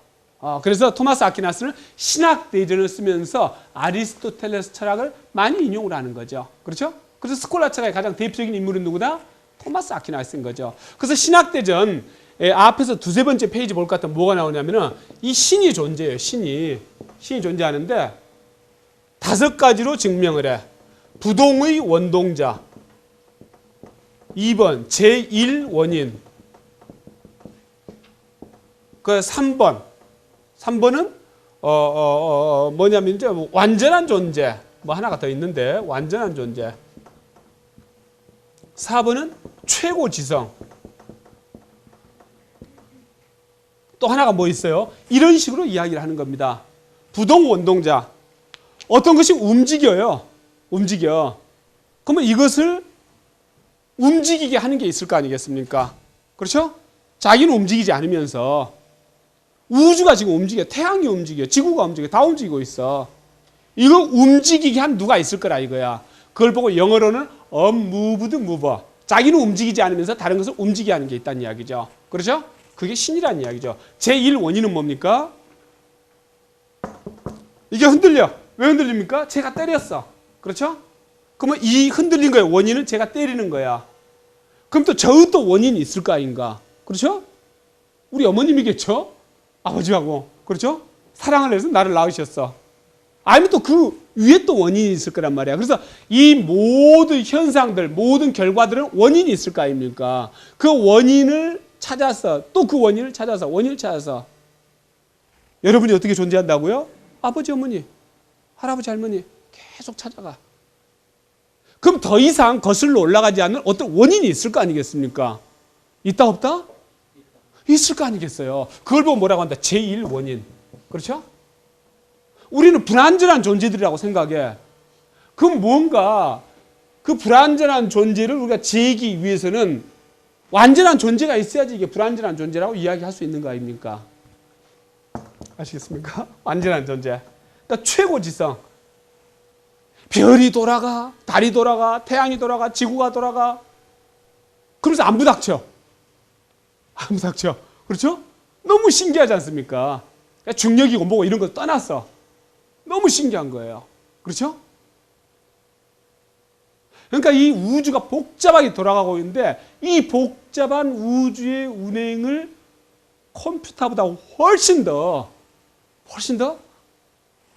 대단한 일테면 그 지성으로 관리하는 최고 지성이 있을 거란 말이야. 이 복잡한 것들을 다 관리하는 어떤 최고 지성이. 이게 누구다? 신이다. 아시겠습니까? 그리고 여기 하나가 더 있어. 5가지로 증명을 하는 겁니다. 그래서 아까 말씀을 드렸죠? 이 모래로 벽돌을 만들어. 벽돌로 담을 쌓아. 담으로 집을 만들어. 집으로 뭘 만들어. 그러면 모래는 벽돌의 진료야. 그렇죠? 그 다음에 벽돌은 모래의 형상이야. 쭉 이렇게 올라가면 형상이 쭉 올라가. 그럼 더 이상 바뀌지 않는 뭐가 있을 거 아니냐 이거야. 그걸 보면 뭐라고 하냐면 제1형상이라 그래. 아시겠습니까? 이렇게 내려가 쭉 밑으로. 더 이상 내려가지 않는 뭐가 있을 거 아니야. 그걸 보고 제1진료라고 합니다. 제1진료. 그래서 아리스토텔레스는 이 제1진료에 더 뜨겁거나 찬 것, 예? 고박이 젖었거나 마른 것. 이게 그러니까 뜨겁거나 찬 것 하나 나오죠. 뜨겁거나 젖은 것 둘 나오죠. 차고 젖은 것 셋 나오죠. 차고 마른 것 네 개 나오죠. 이렇게 해서 흙물 불 공기가 나왔다는 이야기야. 아시겠습니까? 흙물 공기. 그래서 이게 제일 진류하고 합해져서 흙물 불 공기가 나왔다는 이야기야. 아시겠죠? 무슨 이야기인지? 그러면 이것도 흙물, 그러니까 이렇게 제일 진류하고 뜨거운 것 찬 것하고 이게 고박이 돼가지고 나왔다 이거지. 이것도. 그러면 이걸 어떻게 잘 그냥 녹여보고 지져보고 볶아보고 할 것 같으면 이게 뭐가 돼? 금이 될 수 있잖아. 금이. 그렇죠? 알케미. 연금술이 그렇게 나오는 거라. 그렇죠? 그래서 누구도 연금술을 했다? 뉴턴도. 이걸 녹인 거야. 이를테면 이걸 녹여. 금 나온다고. 왜? 여기서부터 이렇게 나온 거야. 이게 제일 진리야.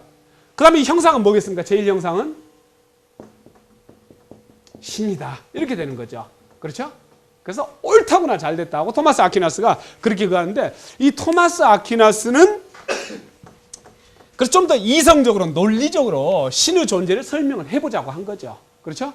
그런데 그 이데아 눈에 보이지도 않는 그거 가지고 설명했던 플라톤 그거 가지고 너무나 불충분했던 거지. 그래서 이렇게 이제 하다 보니까 이성을 존중하고 무조건 믿으라가 아니라 논리적으로 설명을 한 거죠. 그러면서 인간의 자율성이라든가 이런 것을 토마스 아퀴나스는 굉장히 중요하게 생각합니다. 그 결과가 뭐냐면은 인간들이 신앙에서 멀어지고 신학을 멀리하고 하는 결과를 만들게 된 거라. 그래서 토마스 아퀴나스는 어떻게 평가를 하냐면은 스콜라 철학을 완성함과 동시에 중세를 쪽내는 그런 역할도 함께한 인물로 이렇게 평가를 받습니다. 아시겠습니까? 그 다음에 이제 또 이 종교재판소는 언제 만들어지냐면요. 1233년에 만들어집니다. 이 그레고리우스 9세가 이 종교재판소를 만듭니다. 근데 이 종교재판소를 주로 운영했던 애들이 누구냐면은 이 프란체스코 학파하고 도미니크 학파가 됩니다. 그래서 여기는 둘 다 이제 13세기에 이제 형성된 학파들입니다. 그래서 프란체스코 학파는 이제 성 프란시스라는 사람이 그들이 이제 그 한센병이 굉장히 많았던 모양이에요. 그래서 한센병 환자를 이렇게 돕다, 굉장히 부자였는데 한센병 환자를 이렇게 돕다가 마음이 바뀌어가지고 평생 자기는 설교를 하고 좋은 일을 하면서 살아야 되겠다 하고 생각을 하는 거예요. 그렇게 하면서 이 가난하게 살기로 그 다음에 얻어먹는 거죠. 가난하게 살고 얻어먹는다. 왜 이렇게 한다 그랬죠? 아까 베네딕트 수도회처럼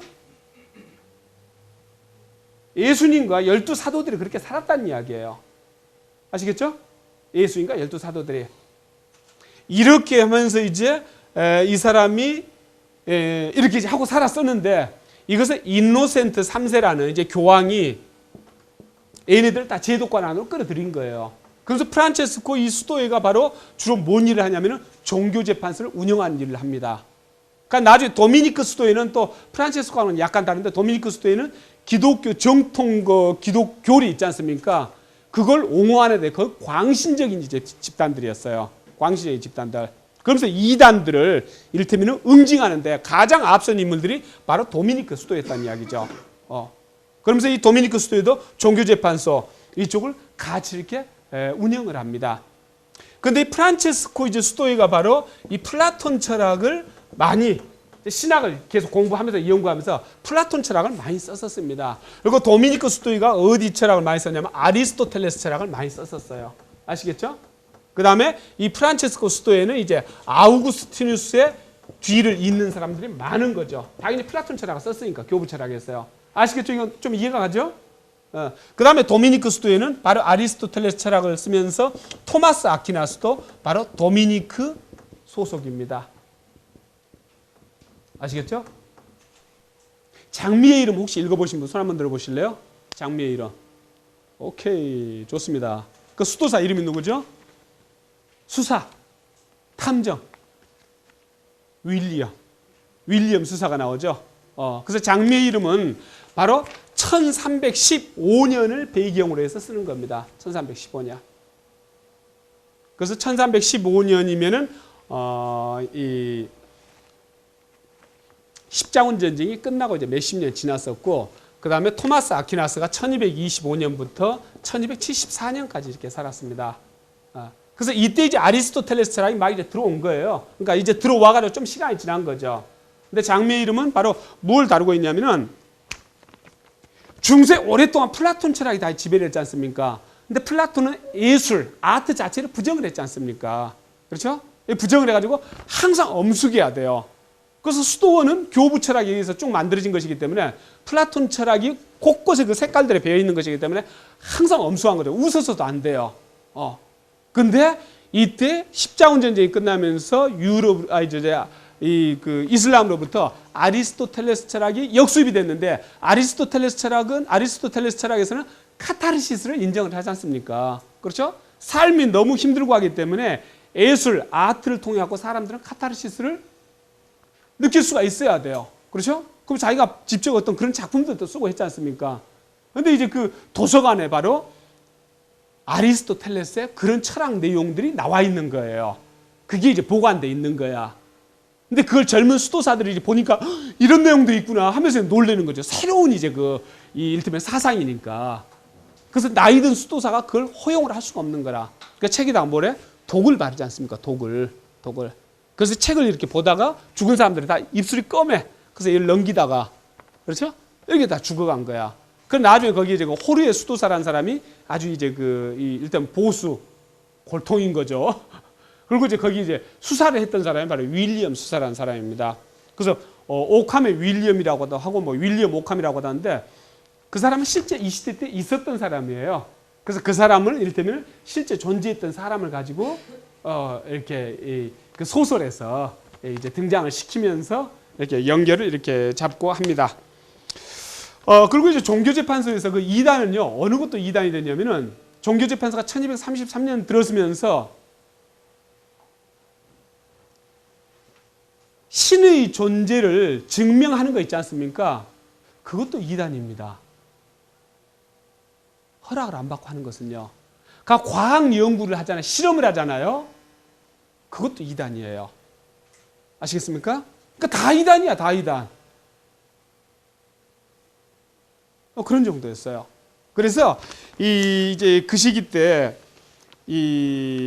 안셀무스 아무튼 이제 그래서 그 시기 때 로저 베이컨이라는 사람이 있어요. 이제 로저 베이컨이라는 사람은 프란체스코 이제 학파인데 로저 베이컨은 우리가 나중에 귀납법 근데 이제 그 귀납법을 시작한 프랜시스 베이컨하고 좀 헷갈리기도 하는데 이 로저 베이컨도 과학을 굉장히 중요시했던 사람이에요. 프랜시스 베이컨보다 한참 이제 한 200년 될까? 그 먼저 이제 살았던 사람인데 그 로저 베이컨이라는 사람은 과학 실험을 했었어요. 그래서 14년간 감옥에서 살았어. 그런 일도 있었다는 이야기죠.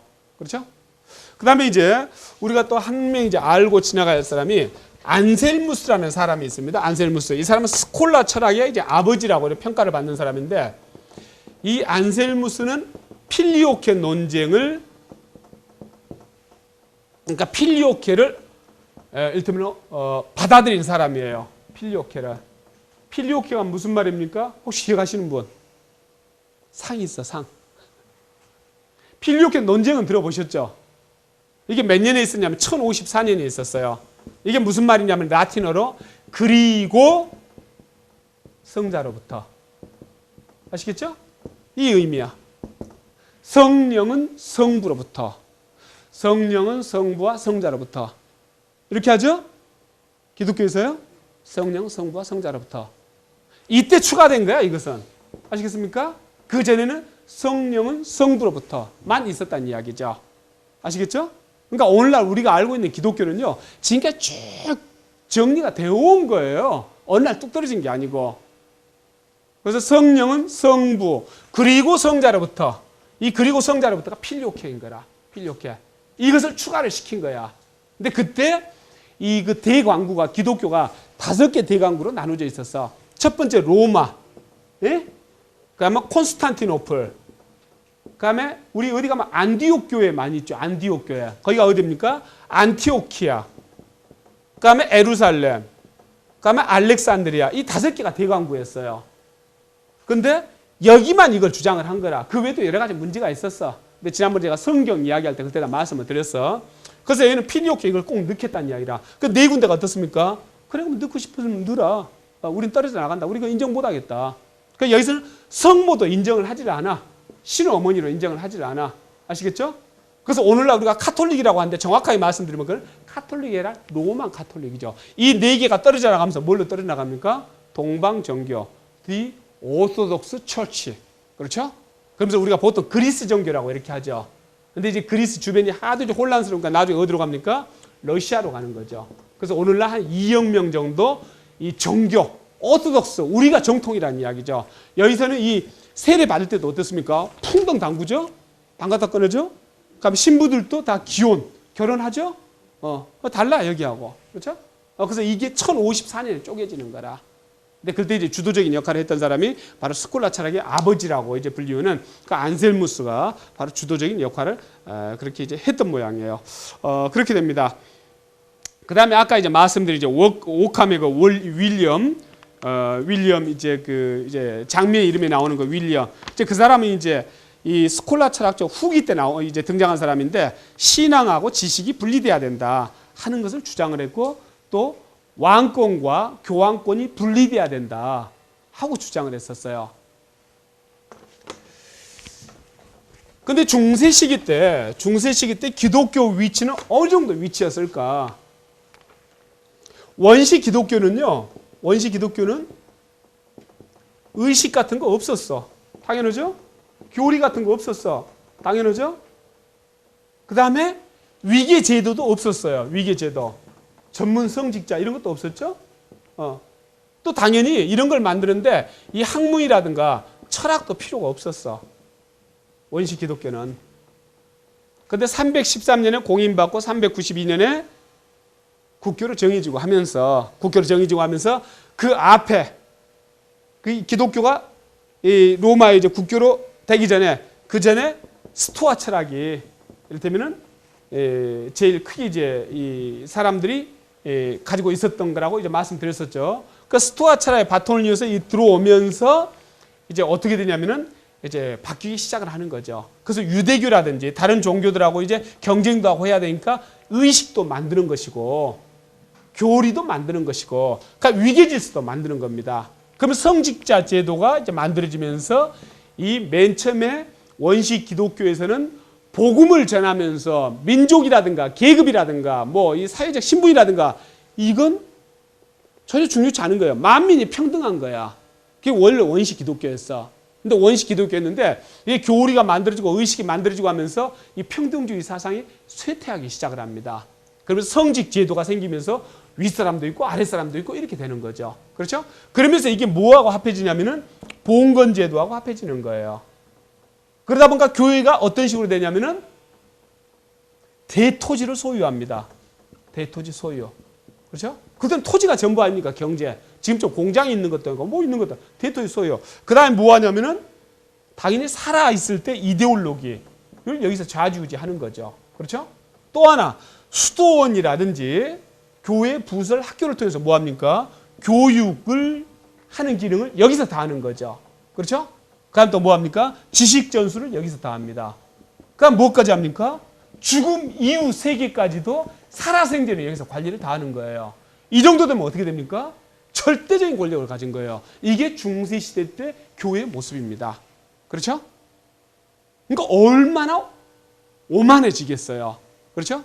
그래서 시오노 나나미의 신의 대리인이라든가 이런 책 내용들을 볼 것 같으면은 교황들의 어떤 타락한 그런 내용들이 많이 나오는 거죠. 그러다 보니까 계속 막 수도원이 나오고 뭐가 나오고 계속 개혁을 시키려고. 그러다 나중에 1517년에 이제 종교개혁이 그렇게 일어나는 거죠. 아시겠죠? 그렇게 이해를 하시면 되겠습니다.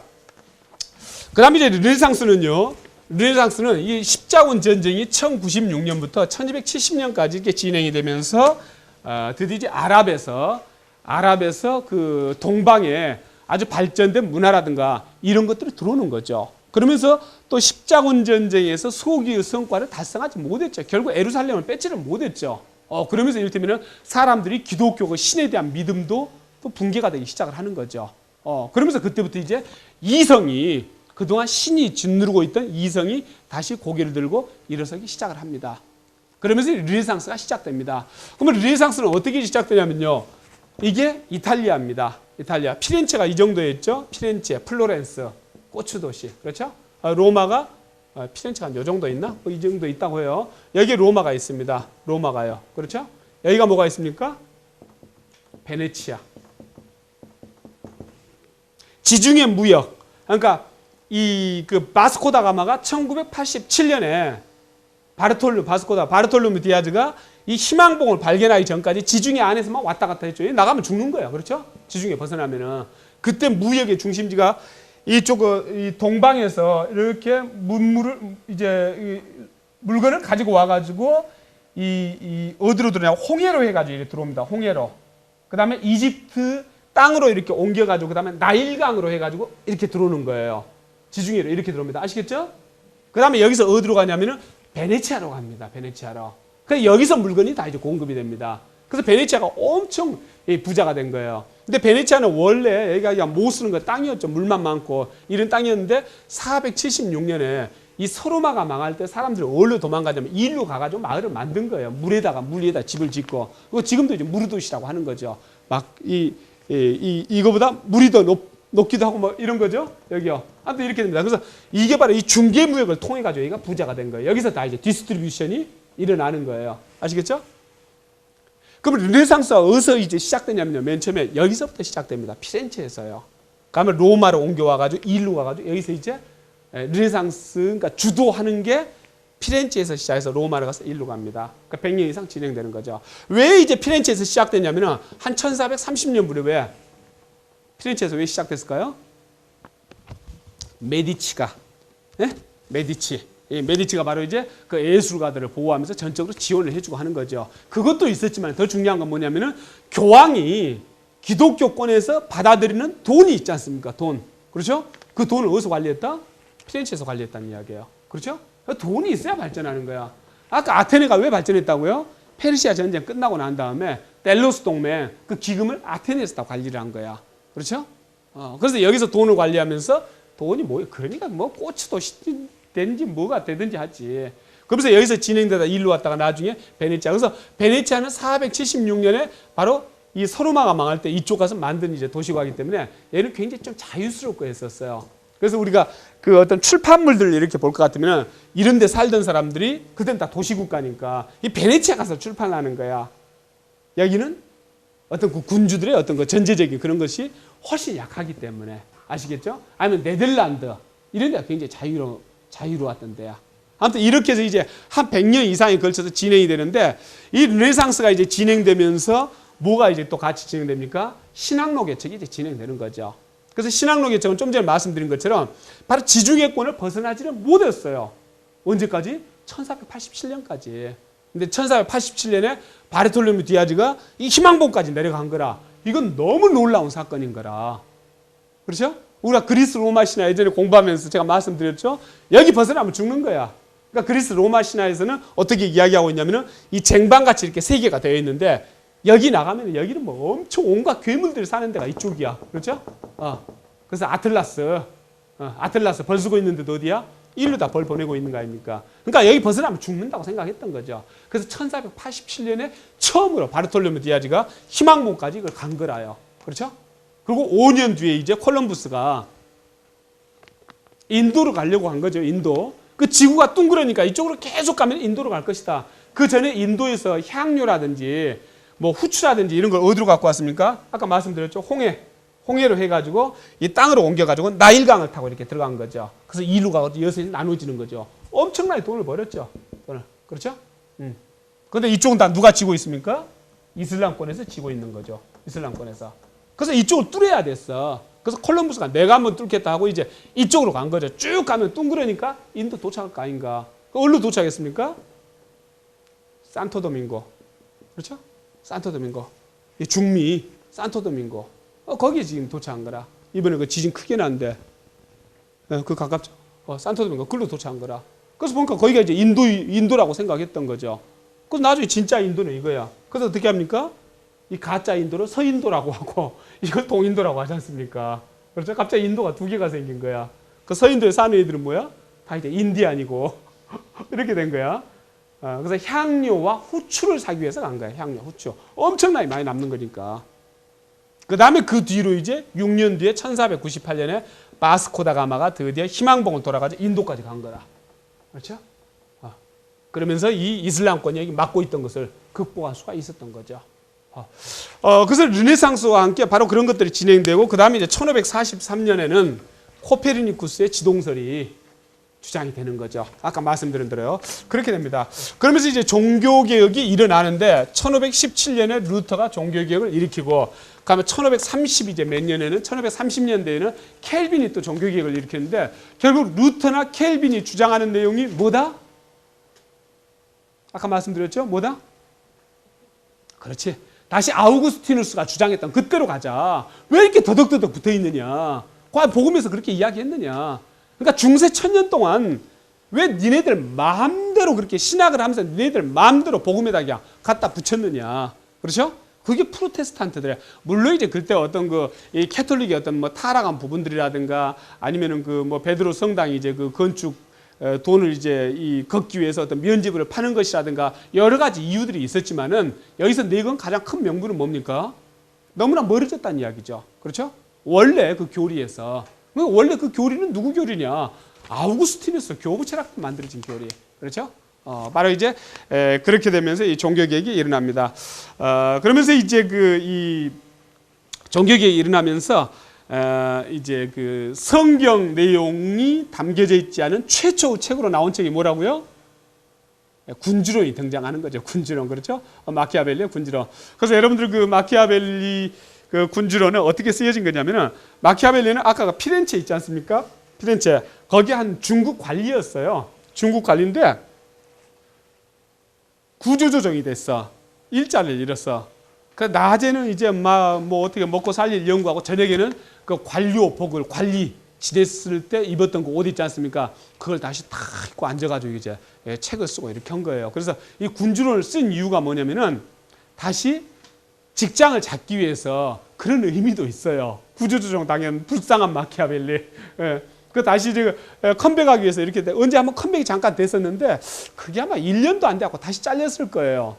그래서 제대로 이렇게 생계가 좀 쉽지가 않은 상태에서 이제 그 죽기 전까지 이렇게 살았던 인물입니다. 근데 마키아벨리는 그것만 있었던 거 아니고, 476년에 서로마가 망한 뒤에 이탈리아는 어떻게 됩니까? 도시국가로 존재하는 거죠. 근데 이탈리아에 뭐가 있냐면은 교황이 있는 거예요. 교황이.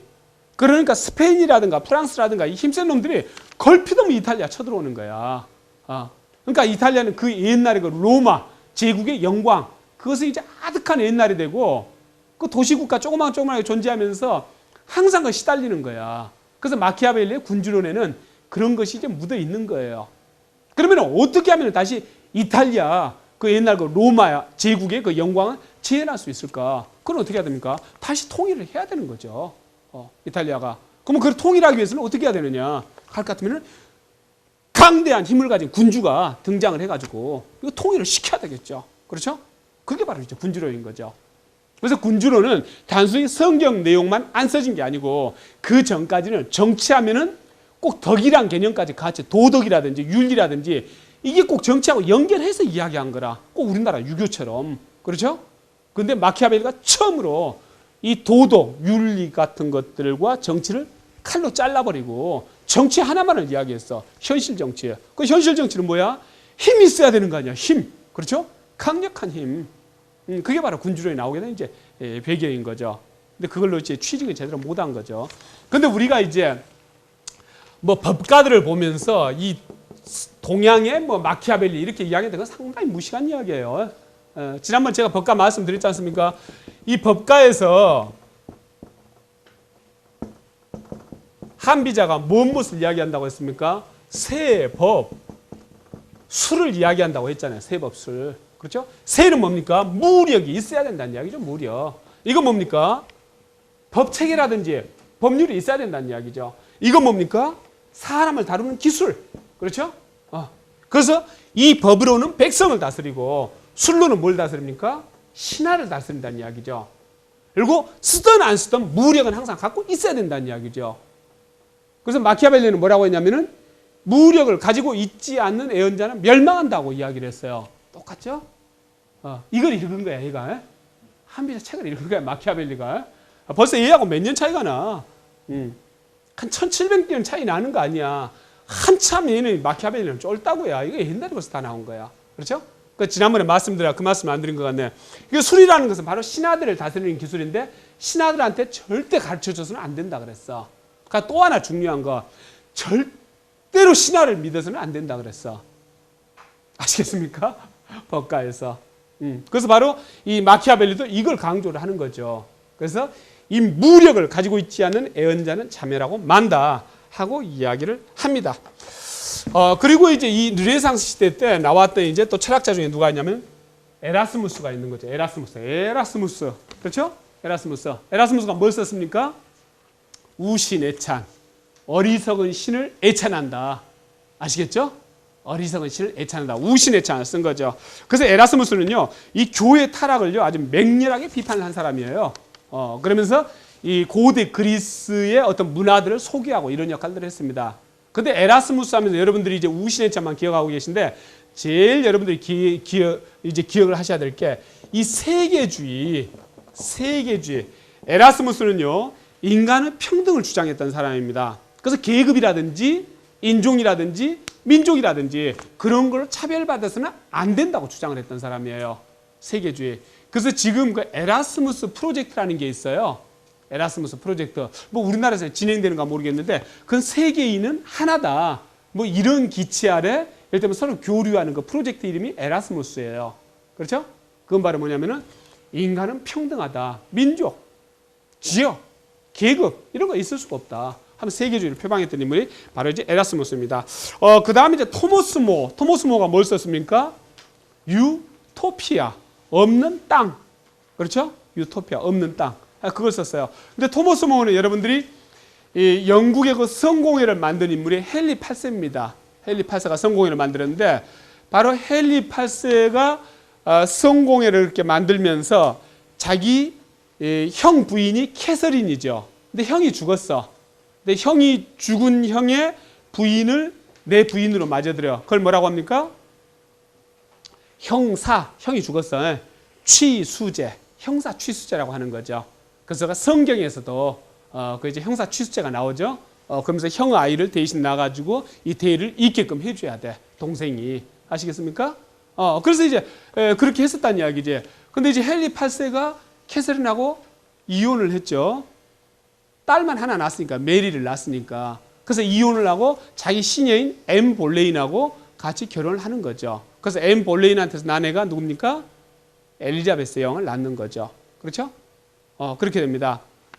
근데 앤 볼레인하고 결혼하고 할 때 토머스 모가 그때 반대를 했어. 그래서 토머스 모는 대법관도 단순히 작가가 아닙니다. 작가는 아르바이트요.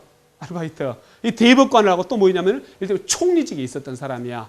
그래서 얘가 이제 반대를 했어. 좀 순수했던 모양이야. 그래서 결국 어떻게 됩니까? 죽음을 당하는 거죠. 그래서 유토피아를 썼는데 바로 죽음을 당합니다. 그래서 바로 그런 사람이 이제 토머스 모고, 그 다음에 이제 몽테뉴 이제 수상록 우리가 이제 기억을 하고 있죠. 이 몽테뉴는요, 진정한 회의주의는 광신이나 독단을 막을 수가 있다. 이렇게 이야기를 합니다. 그러니까 중세 1000년 동안 어떻게 됩니까? 맹목적인 믿음, 광신이 너무 심하다는 이야기죠. 기독교에 대해서. 그렇죠? 그 다음에 그 기독교 교단에서 하는 그 독단도 매우 심하고. 그렇죠? 그걸 이제 몽테뉴는 지적을 한 거죠. 그럼 오늘날에는 어떤 모습일까요? 오늘날에. 아까 그런 수도회라든지 아니면 프란체스코, 뭐 도미니크, 베네딕트 이런 데서 다 이제 기준이 뭡니까? 예수님과 사도들이 어떻게 살았을까? 그게 기준이라는 이야기죠. 그렇죠? 그래서 수도에 들어가면 제일 뭐부터 한다? 가난서약, 빈곤서약하고 순종하겠다. 그다음 순교를 지키겠다. 이 서약을 한다는 이야기죠. 그리고 어떤 뭐 도미니크 수도회 정도는 굉장히 그 뭐 이렇게 이단에 대해서 연기하고 했지만은 이성과 신앙은 구분해야 된다. 그런 내용은 굉장히 많이 주장돼 왔다는 이야기죠. 그럼 오늘날 21세기 대한민국에 있어가지고 또 종교 모습은 어떤 모습일까? 몽테뉴가 염려하는 그런 모습은 없을까? 그런 것도 한번 생각을 한번 해봐야 됩니다. 그렇죠? 그래서 우리가 역사를 배운다는 건 뭐냐면은 역사는 거울이지 않습니까? 거울요. 오늘날 우리가 살고 있는 모습을 우리 스스로 판단하기 힘들어. 왜? 난 내부자로 지금 안에 있기 때문에. 그렇죠? 근데 역사를 볼 것 같으면 이게 외부의 거울 아닙니까? 이걸로 볼 것 같으면 알 수가 있는 거죠. 그렇죠?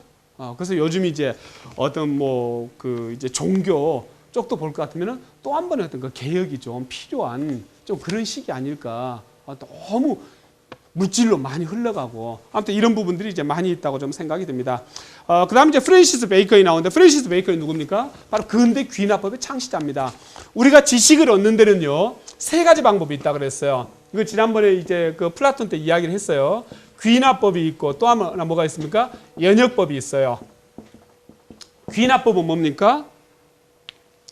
여러 차례 걸쳐서 경험을 하거나 실험을 하면서 똑같은 결과가 나올 때, 그렇죠? 같은 원인을 줬는데 같은 결과가 나올 때 이건 하나 법칙이라는 이야기죠. 그렇죠? 그래서 그 법칙을 우리가 알게 되는 거죠. 이게 귀납법인 거죠.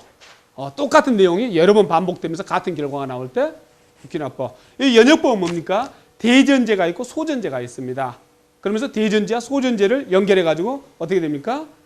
새로운 어떤 지식을 만들어내는 거죠. 그래서 우리가 어떤 경제, 앞으로 주가가 어떻게 될 것이다, 경제가 어떻게 될 것이다, 이런 것들은 다 뭡니까? 이 연역법에 해당되는 거죠. 연역법에. 그렇죠? 귀납법은 우리가 주로 자연과학에서 실험을 통해 가지고 이렇게 주로 만들어내는 거죠. 근데 귀납법의 장점은 뭐냐면요, 계속 지식을 확장할 수가 있어요. 지식 확장할 수가 있어. 근데 약점은 뭐냐면은, 그러면은 내가 10번이나 실험을 했는데 똑같이 결과가 나왔다. 그러면은 그 법칙은 반드시 맞는 법칙입니까? 아니란 이야기죠. 전 세계 모든 경우를 다 찾아본 건 아니야. 찾아본 건 아니란 이야기야. 그래서 거기서 이제 예로 듣는 게 뭡니까? 이 블랙스완을 예로 든다는 이야기지. 우리가 이 백조는 다 흰색이라고 생각하지만 검은색 백조도 있을 수 있지 않겠느냐. 지금까지 우리가 본 백조가 다 흰색 백조이기 때문에 화이트 스완 이렇게 이야기하는데 블랙 스완도 있을 수 있지 않느냐 하고 이야기를 했는데 19세인가 언제 호주 저쪽 남쪽에서 진짜 블랙 스완이 발견된 거라. 그렇죠? 그럼 더 이상 이 백조는 아닌 거죠. 이렇게 되는 거라. 그래서 이게 이제 한계인 거라. 그 연역법이 이제 뭐가 한계냐면은 논리적으로는 맞는데 실제적으로는 맞지가 않을 수가 있어. 예를 들어 제논의 궤변이라든지 아니면 우리가 지난번에 그 공부했지 않습니까? 명가, 해시와 공선용. 그것은 무슨 이야기한다 그랬어요? 견백이란 말이었어요. 견백. 흰 돌이 있어. 근데 딱딱해. 근데 내가 손으로 만질 때는 딱딱한 것은 느낄 수가 있지만 흰색은 알 수 없다는 이야기야. 눈으로 볼 때는 이 돌이 흰색인 줄은 알 수 있지만 딱딱한 것은 알 수 없단 말이지. 그렇죠? 그러면은 이 흰 돌과 딱딱한 돌은 같은 돌이 아니다 하고 논리를 펴는 거라. 동양 명가에서는. 그렇죠? 궤변이죠? 근데 그것은 색깔과 촉감이라는 것은 전혀 다른 차원이기 때문에 논리적으로 볼 것 같으면 그 말이 맞다는 이야기죠. 아니면 백마, 비마, 흰 말은 말이 아니다. 말이라는 것은 형태를 이야기하는 겁니다. 말, 타고 다니는 말. 그렇죠?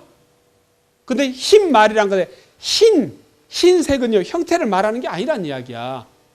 그래서 말을 흰 말, 흰이라는, 이를테면 우리 눈으로, 그러니까, 아무튼 이제 그렇게 되면 그게 말이 아니란 이야기야. 그렇죠? 아무튼 그렇게 돼. 궤변이죠. 궤변인데 그것을 말이라는 거 하나 그 형태, 이것과 흰 그 색, 이것과 같은 차원으로 보아서는 안 된다는 논리기도 하는 거죠. 그렇죠? 그러니까 그러한 것은 어떻게 보면 연역법에서 말은 되지만은 실제로는 안 맞을 수도 있어. 그렇죠?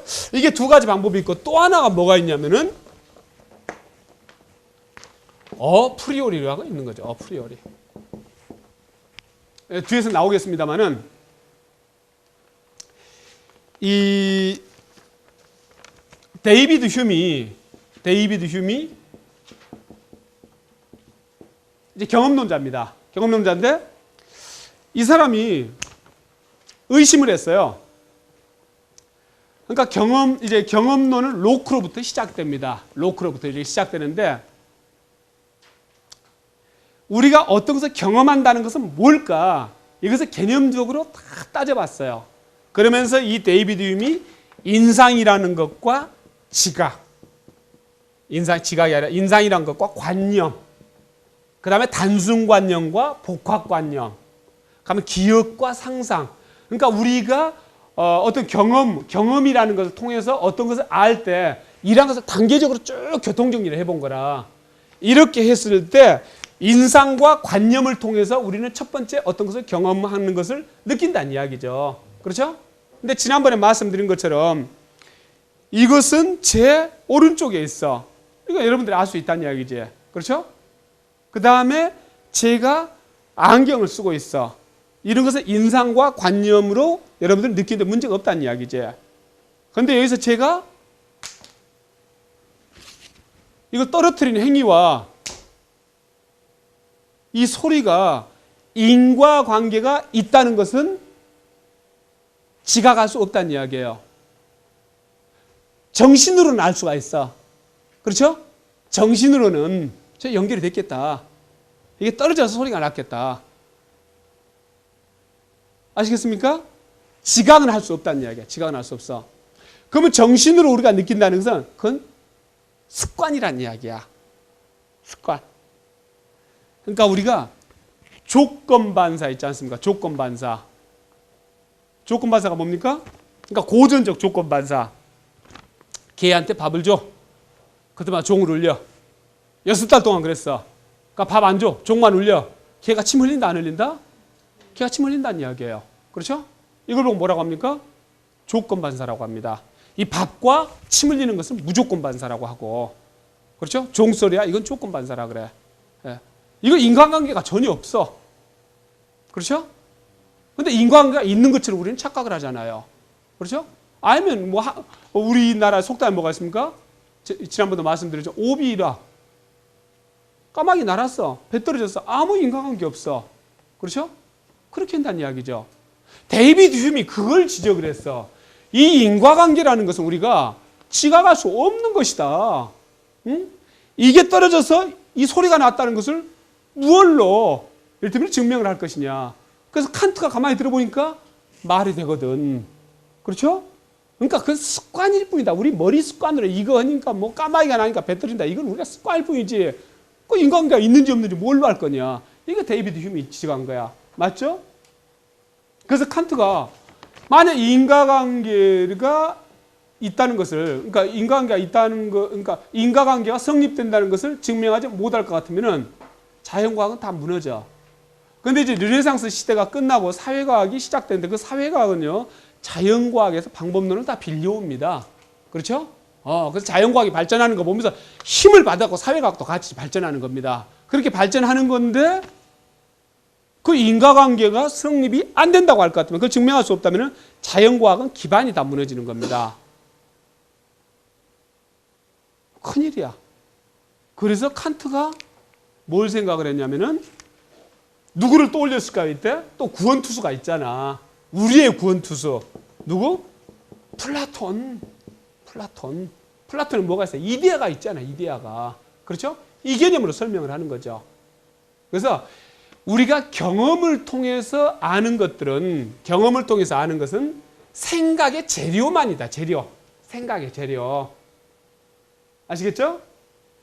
그 다음에 우리가 시간을 지각한다든지 공간을 지각한다든지 인과관계를 지각한다든지 이런 것은 경험을 통해서 아는 게 아니라 선험적이다. 선험적.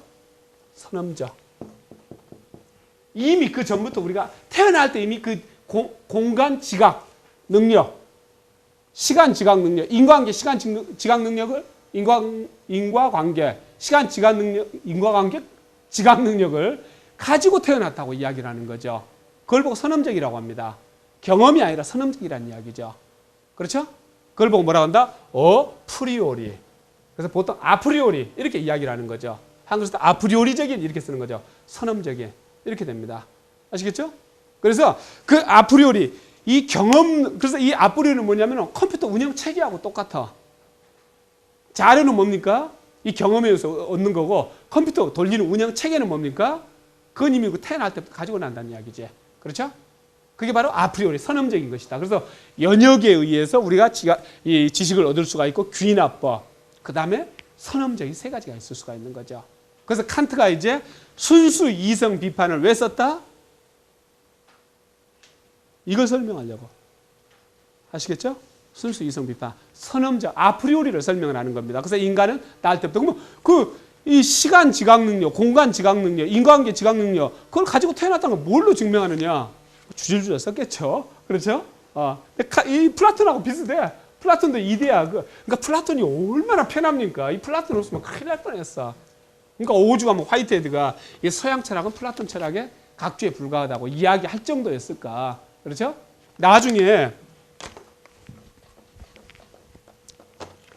이 프로이트가 이드, 에고, 슈퍼에고 이를 설명하지 않습니까? 이 틀로 이것도 플라톤 철학에서 오는 겁니다. 아시겠습니까? 아무튼 이런 모습들이에요. 그래서 프랜시스 베이컨은 이제 귀납법의 이제 이 창시자입니다. 이 귀납법의 창시자고, 그 프랜시스 베이컨은 인간은 네 가지 우상 때문에 어리석어진다고 이렇게 이야기를 하고 있습니다. 네 가지 우상이 뭐냐면은 첫 번째가 뭐냐면은 종족의 우상. 여자들이 남자들에 대해서 갖는 편견. 그렇죠? 남자가 여자에 대해서 갖는 편견. 흑인이 백인에 관해서 갖는 편견. 이거 종족의 우상이죠. 두 번째는 동굴의 우상. 자기가 지금까지 쭉 살아오면서 가지고 있는 선입견이 있겠죠. 그걸로 다른 것들을 재는 거예요. 그렇죠? 동굴의 우상. 또 하나는 뭡니까? 시장의 우상. 뭐 이 전번에 뭐야? 정경호하고 이민정이 나오는 거 드라마. 그 이민정이가 뭐 하나 걸치고 나오면 다음날 백화점에서 그게 다 없어졌다대. 예. 아니면 무슨 뭐 예전에 제 어디 아는 그 아가씨 하는 명 보니까 그때 이제 드라마에서 까칠하다. 그 말이 한때 유행한 적이 있었잖아. 3, 4년 전에. 진짜 까칠하대. 그러니까 그 말이 유행하니까 그 말을 따라가지고 까칠하단 말을 하루도 그냥 엄청 쓰더라고. 엄청. 그리고 진짜 행동도 까칠하게 하더만. 그렇게 해야지 뭐. 아니면 어디 김혜수가 이렇게 나와가지고 엣지하고 나올 것 같다. 그 다음부터 엣지 빼놓으면 말이 안 돼. 그렇죠? 그래서 우리가 보면서도 어떻습니까? 참 사람이 경망스러운 것 같고. 그렇죠? 물론 재미삼아 한두 번 해볼 수는 있겠지만은 시장 우상. 이놈저놈 하면은 나도 따라가는 거라. 그렇죠? 이놈저놈 하니까 나도 같이 덩달아서 따라. 시장 우상. 또 하나가 뭡니까? 극장 우상. 극장 우상은 뭐냐면은 여러분들이 저를 만나기 전에 희망 인문학에 묻다 책을 읽었어. 이 사람들이 이렇게 아는 게 많을까? 진짜 대단한 사람이다. 그렇죠? 저는 그걸 작심을 하고 쓴 거야. 그렇게 생각하실 필요 전혀 없어. 저만 그런 게 아니라 특히 우리가 책을 읽으면서 그 저자들에 대해서 굉장히 너무 지나칠 정도로 이렇게 갖는 그런 것은요, 잘못일 수가 있습니다. 아니면 어디 가서 강의를 듣는다. 무슨 또 우리가 놀랄 때가 있지 않습니까? 와, 저 사람은 그 사람은 작심하고 왔어. 지금 여기서도 어떻습니까? 저를 작심을 하고 왔어. 근데 2시간에 잘 전달할 수 있을 줄 알았더니 그게 잘 안 돼. 잘 안 되긴 하는데 어쨌든 준비를 해갖고 온 거예요. 그렇죠? 그래서 우리가 이제 이 극장을 바라보듯이 그 위에 배우가 있으면 어떻습니까? 그걸 보면서 너무 대단해 보이는 거죠. 안 그렇다는 이야기예요. 그렇죠? 거기서 깨어야지 뭐다? 그게 깨몽이다. 개몽이다. 개몽. 내 생각, 내 판단. 그게 없으면은 이성적인 인간이 아니고 개몽된 인간이 아닌 거죠. 아시겠죠? 그래서 프랜시스 베이컨은 그 종족 우상, 동굴 우상, 시장 우상, 극장 우상 거기서부터 깨어나셔야 된다 하고 이야기를 하고 있습니다. 자, 페이지를 좀 바꿔서요.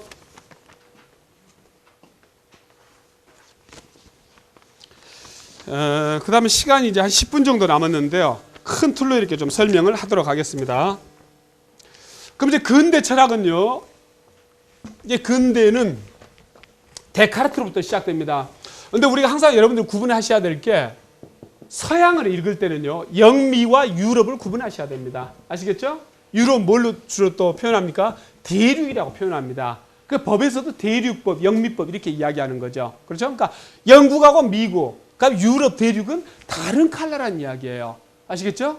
그러니까 여기 영국은 뭐 어떻게 보면 일본하고 많이 닮았어요. 굉장히 실용적이고 분석적이고, 그러니까 어떤 섬 문화라는 게 또 있는 모양이에요. 그렇죠? 이렇게 됩니다. 그래서 법에서만 그런 게 아니라 철학에서도 마찬가지입니다. 그래서 영국, 미국은 주로 어떻습니까? 이 영미는 실용적이고 굉장히 경험적이고 분석적이고 이런 거죠. 반대로 이 유럽은 어떻습니까? 대륙적은요. 굉장히 사변적이죠. 그렇죠? 생각, 관념적이고. 아시겠죠? 그래서 이 근대 철학은요. 근대 철학은 데카르트 합리론부터 시작이 됩니다. 그래서 데카르트 어디입니까? 프랑스지 않습니까? 여기서 합리론이 나옵니다. 굉장히 관념적이죠. 그렇죠? 합리론 또는 이걸 이성론이라고 이제 이야기합니다. 데카르트로부터 나오는 거죠. 그리고 그 다음에 이 연구에서는 누가 나옵니까? 로크가 나오는 거죠. 로크에 뭡니까? 경험론이 나오는 겁니다. 경험론. 아시겠죠? 로크의 경험론. 그 다음에 이 데카르트의 합리론과 경험론을 종합한 사람이 누구냐면은 칸트로 이해를 하시면 되겠습니다. 칸트의 뭡니까? 관념론 이렇게 됩니다. 관념론. 그 칸트의 관념론도 결국 뭐 관념 아니냐? 맞습니다. 근데 경험론하고 왜 이렇게 또 종합했다고 표현을 하느냐? 책이 그렇게 표현하고 있어요. 그렇죠? 아까 제가 말씀을 드렸지 않습니까? 시간, 공간, 인과관계. 이것을 컴퓨터 운영 체계라고 그랬죠. 선언적, 아프리오리. 태어날 때부터 이미 가지고 태어났다는 이야기예요. 그렇죠? 상당히 관념적이죠. 그 다음에 그 운영 체제에서 판단하는 그 재료들은 어떻습니까? 경험을 통해서 얻는다는 거 아니겠습니까? 그렇죠? 경험을 통해서 얻는 거. 그래서 그 운영 체제에서 판단한다는 이야기죠. 그래서 경험을 통해서 얻는 것들은 뭡니까? 이 경험론적 내용이지 않습니까? 그렇죠? 아까 선험적인 내용은 뭡니까? 아주 관념론적 내용이지 않습니까? 그렇죠? 그래서 이 경험론과 이 합리론을 같이 종합한 인물이 칸트다. 이렇게 평가를 하는 겁니다. 그리고 그 이름이 이제 관념론이란 건 뭐냐면은 어떤 실제의 모습보다 이 사유를 통한 어떤 관념 쪽을 더 중하게 여기는 유럽의 전통, 대륙의 전통을 그대로 애가 따르고 있기 때문에 그렇죠? 그걸 관념론이라고 이야기를 하는 겁니다. 아시겠죠? 그 다음에 이제 이 칸트의 관념론은 누구로 이어집니까? 헤겔로 이어지는 거죠. 헤겔로요. 그래서 이 합리론, 이성론, 그래서 데카르트는요, 코기토 에르고 숨 하고 이야기를 했습니다. 코기토 에르고 숨은 뭐냐면은 코기토, 나는 생각한다, 고로 존재한다 이겁니다. 데카르트가 그렇게 이야기를 했어요. 그럼 코기토 에르고 숨, 나는 생각한다, 고로 존재한다. 그건 뭐냐면은 지금까지 철학에 대해서 수많은 주장들이 나왔지 않습니까? 근데 플라톤의 무슨 뭐 이데아, 그건 도대체 뭔 소리야? 알 수가 없는 거 아니겠습니까? 그렇죠? 또 다른 놈들이 또 한 이야기를 또 볼 것 같으면 그냥 도대체 이게 말장난인지 뭔지 교통정리가 안 돼. 그래서 데카르트가 뭐라고 생각했냐면은 그 다 부정을 해보자. 다 없다고 다 부정을 해보자. 다 없다고 부정을 해볼 때 그래도 긍정할 수밖에 없는 건 뭐냐면은 그렇게 다 부정을 하고 있는 나는 존재하지 않느냐. 그렇죠? 아시겠죠? 나가 뭡니까? 주체입니다. 주체. 나는 존재하지 않느냐. 그래서 코기토 에르고 숨, 나는 생각한다. 고로 존재한다. 생각하는 나는 존재한다는 이야기예요. 그렇죠? 이건 확실한 거야. 이건 부정할 수 없는 거야. 그래서 여기서부터 이제 모든 것을 내다보는 거라. 그렇죠? 이게 뭡니까? 주체입니다. 얘네들이 뭐야? 객체야. 이게 주관이야. 얘네들이 객관이야. 그래서 데카르트의 이 합리론에서는 뭐냐면은 코기토 에르고 숨, 바로 주체와 객체로 나눠지면서 나는 세계 안에 포함되어 있는 게 아니고 세계 바깥에서 이 세계를 관찰하는 입장이야. 아시겠습니까? 그래서 데카르트 합리론 이때부터 뭐냐면은 서양 철학은 주체하고 객체로 이렇게 나눠지는 거죠. 그게 하나의 기본 틀이 되는 겁니다. 아시겠죠? 바로 이제 주체하고 객체로 이제 그렇게 나눠지면서 또 그 다음에 이제 심신 이원론으로 이렇게 봅니다. 심신 이원론. 이제 마음과 육체가 나누어서 이렇게 보는 거죠. 그렇죠? 그러면은 마음과 육체 나누어서 보면서 이 정신은 변하지 않고 영원한 것이고 육체는 변하는 거죠. 그렇죠? 그래서 이러한 관점은 플라톤 이후 서양 철학의 기본 틀인 거죠. 정신과 물질 또는 정신과 육체로 나누는 것은요. 그래서 이건 변한다는 이야기죠. 그러면은 이 정신과 육체가 뭐가 연결되어야지 지금 나 몸을 움직이는 거 아닙니까? 그렇죠? 생각은 보이지도 않고. 그럼 정신과 육체는 어떻게 연결되어 있느냐? 이것은 항해사하고 배하고 뭐가 연결합니까? 이게 연결하지 않습니까? 그렇죠? 그래서 우리 머릿속에 뭐가 있다? 송과선이라는 게 있다. 송과선. 그래서 정신과 육체를 송과선이 연결해 준다 하고 이야기를 합니다. 그러면서 이 합리론이 시작이 됩니다. 그래서 합리론 이성론이라고 하기도 합니다. 그 로크의 경험론은 뭡니까? 그 말짱 도루묵이다. 말장난이다. 그것은. 말장난 그렇게 하지 마라. 우리가 실제 경험을 통하지 않고서는 어떤 지식도 얻을 수 없다 하는 게 로크의 경험론인 거죠. 아시겠죠? 그러면서 이제 로크의 이제 경험론을 따르는 사람들이 이제 버클리가 있고, 그 다음 데이비드 휴미 로크의 경험론을 따르는데, 그 데이비드 휴미 아까 이제 뭘 했다고 했습니까? 그래, 경험을 하는 데 있어서 그 인과관계, 그건 좀 아닌 것 같다 하고 이야기를 했다는 이야기죠. 그렇죠? 그래서 바로 데이비드 휴미의 그 인과관계, 거기에 대해서 답변을 준 사람이 칸트인 거죠. 그래서 칸트는 바로 이 경험론과 합리론을 종합해서 이렇게 이제 주장을 하게 됩니다. 그리고 이제 여기까지는 뭐냐면은 이성이 중심이 되는 이제 사회입니다. 그러니까 이성이 중심이 되는 이제 학문의 이제 분위기인 거죠. 이 합리론도 그렇고 경험론도 결국 뭡니까? 어떤 눈에 보이는 이성이라고 볼 수가 있는 거죠. 그렇죠? 이성론인 거죠. 이건 우리 사유속의 이성론이고요. 근데 한 18세기 중반에 이제 뭐가 나오냐면요. 낭만주의가 시작되게 됩니다. 그래서 낭만주의는 뭐냐면요. 공리주의가 아니에요. 공리주의. 공리주의란 말은 여러분들 정확하게 아시죠? 한번 손 한번 들어보라고 할까요? 모르시는 분? 질문 한번 할까요? 그래서 공리주의는 이겁니다. 공리주의. 나한테 이익에 기여하는 주의. 그렇죠? 나한테 이익이 되는 거. 이거 유틸리테리언이즘. 유틸리티. 도움이 된다는 이야기예요. 이익이 된다는 이야기예요. 그렇죠? 그래서 우리가 공리주의는 벤덤부터 시작해서 존 스튜어트 밀에 이르러서 이제 그 서양의 이제 공리주의가 제레미 벤덤이 이제 공리주의를 이제 주장했다고 해요. 근데 이제 제레미 벤덤보다 훨씬 앞서서 허치슨이라는 사람이 또 공리주의라는 걸 이야기를 했습니다. 근데 이 서양에서 멜더스의 인구론이 나오죠. 멜더스의 인구론. 멜더스의 인구론은 뭡니까? 결국 약육강식인 거죠. 그렇죠? 멜더스의 인구론. 그래서 이 멜더스의 인구론이 사람한테 뿐만이 아니라 동식물한테까지도 다 적용된 게 뭐냐면은 다윈의 진화론이라고 보시면 돼요. 아시겠죠? 약육강식이죠? 그 다음에 정치 경제에 적용이 된 게 뭐냐? 이게 바로 유틸리테리언이즘, 공리주의라고 생각하시면 돼요. 그 나한테 이익이 되면 좋다는 거죠. 그렇죠? 근데 낭만주의가 나오는데 낭만주의에서 공리주의가 아니라 신미주의가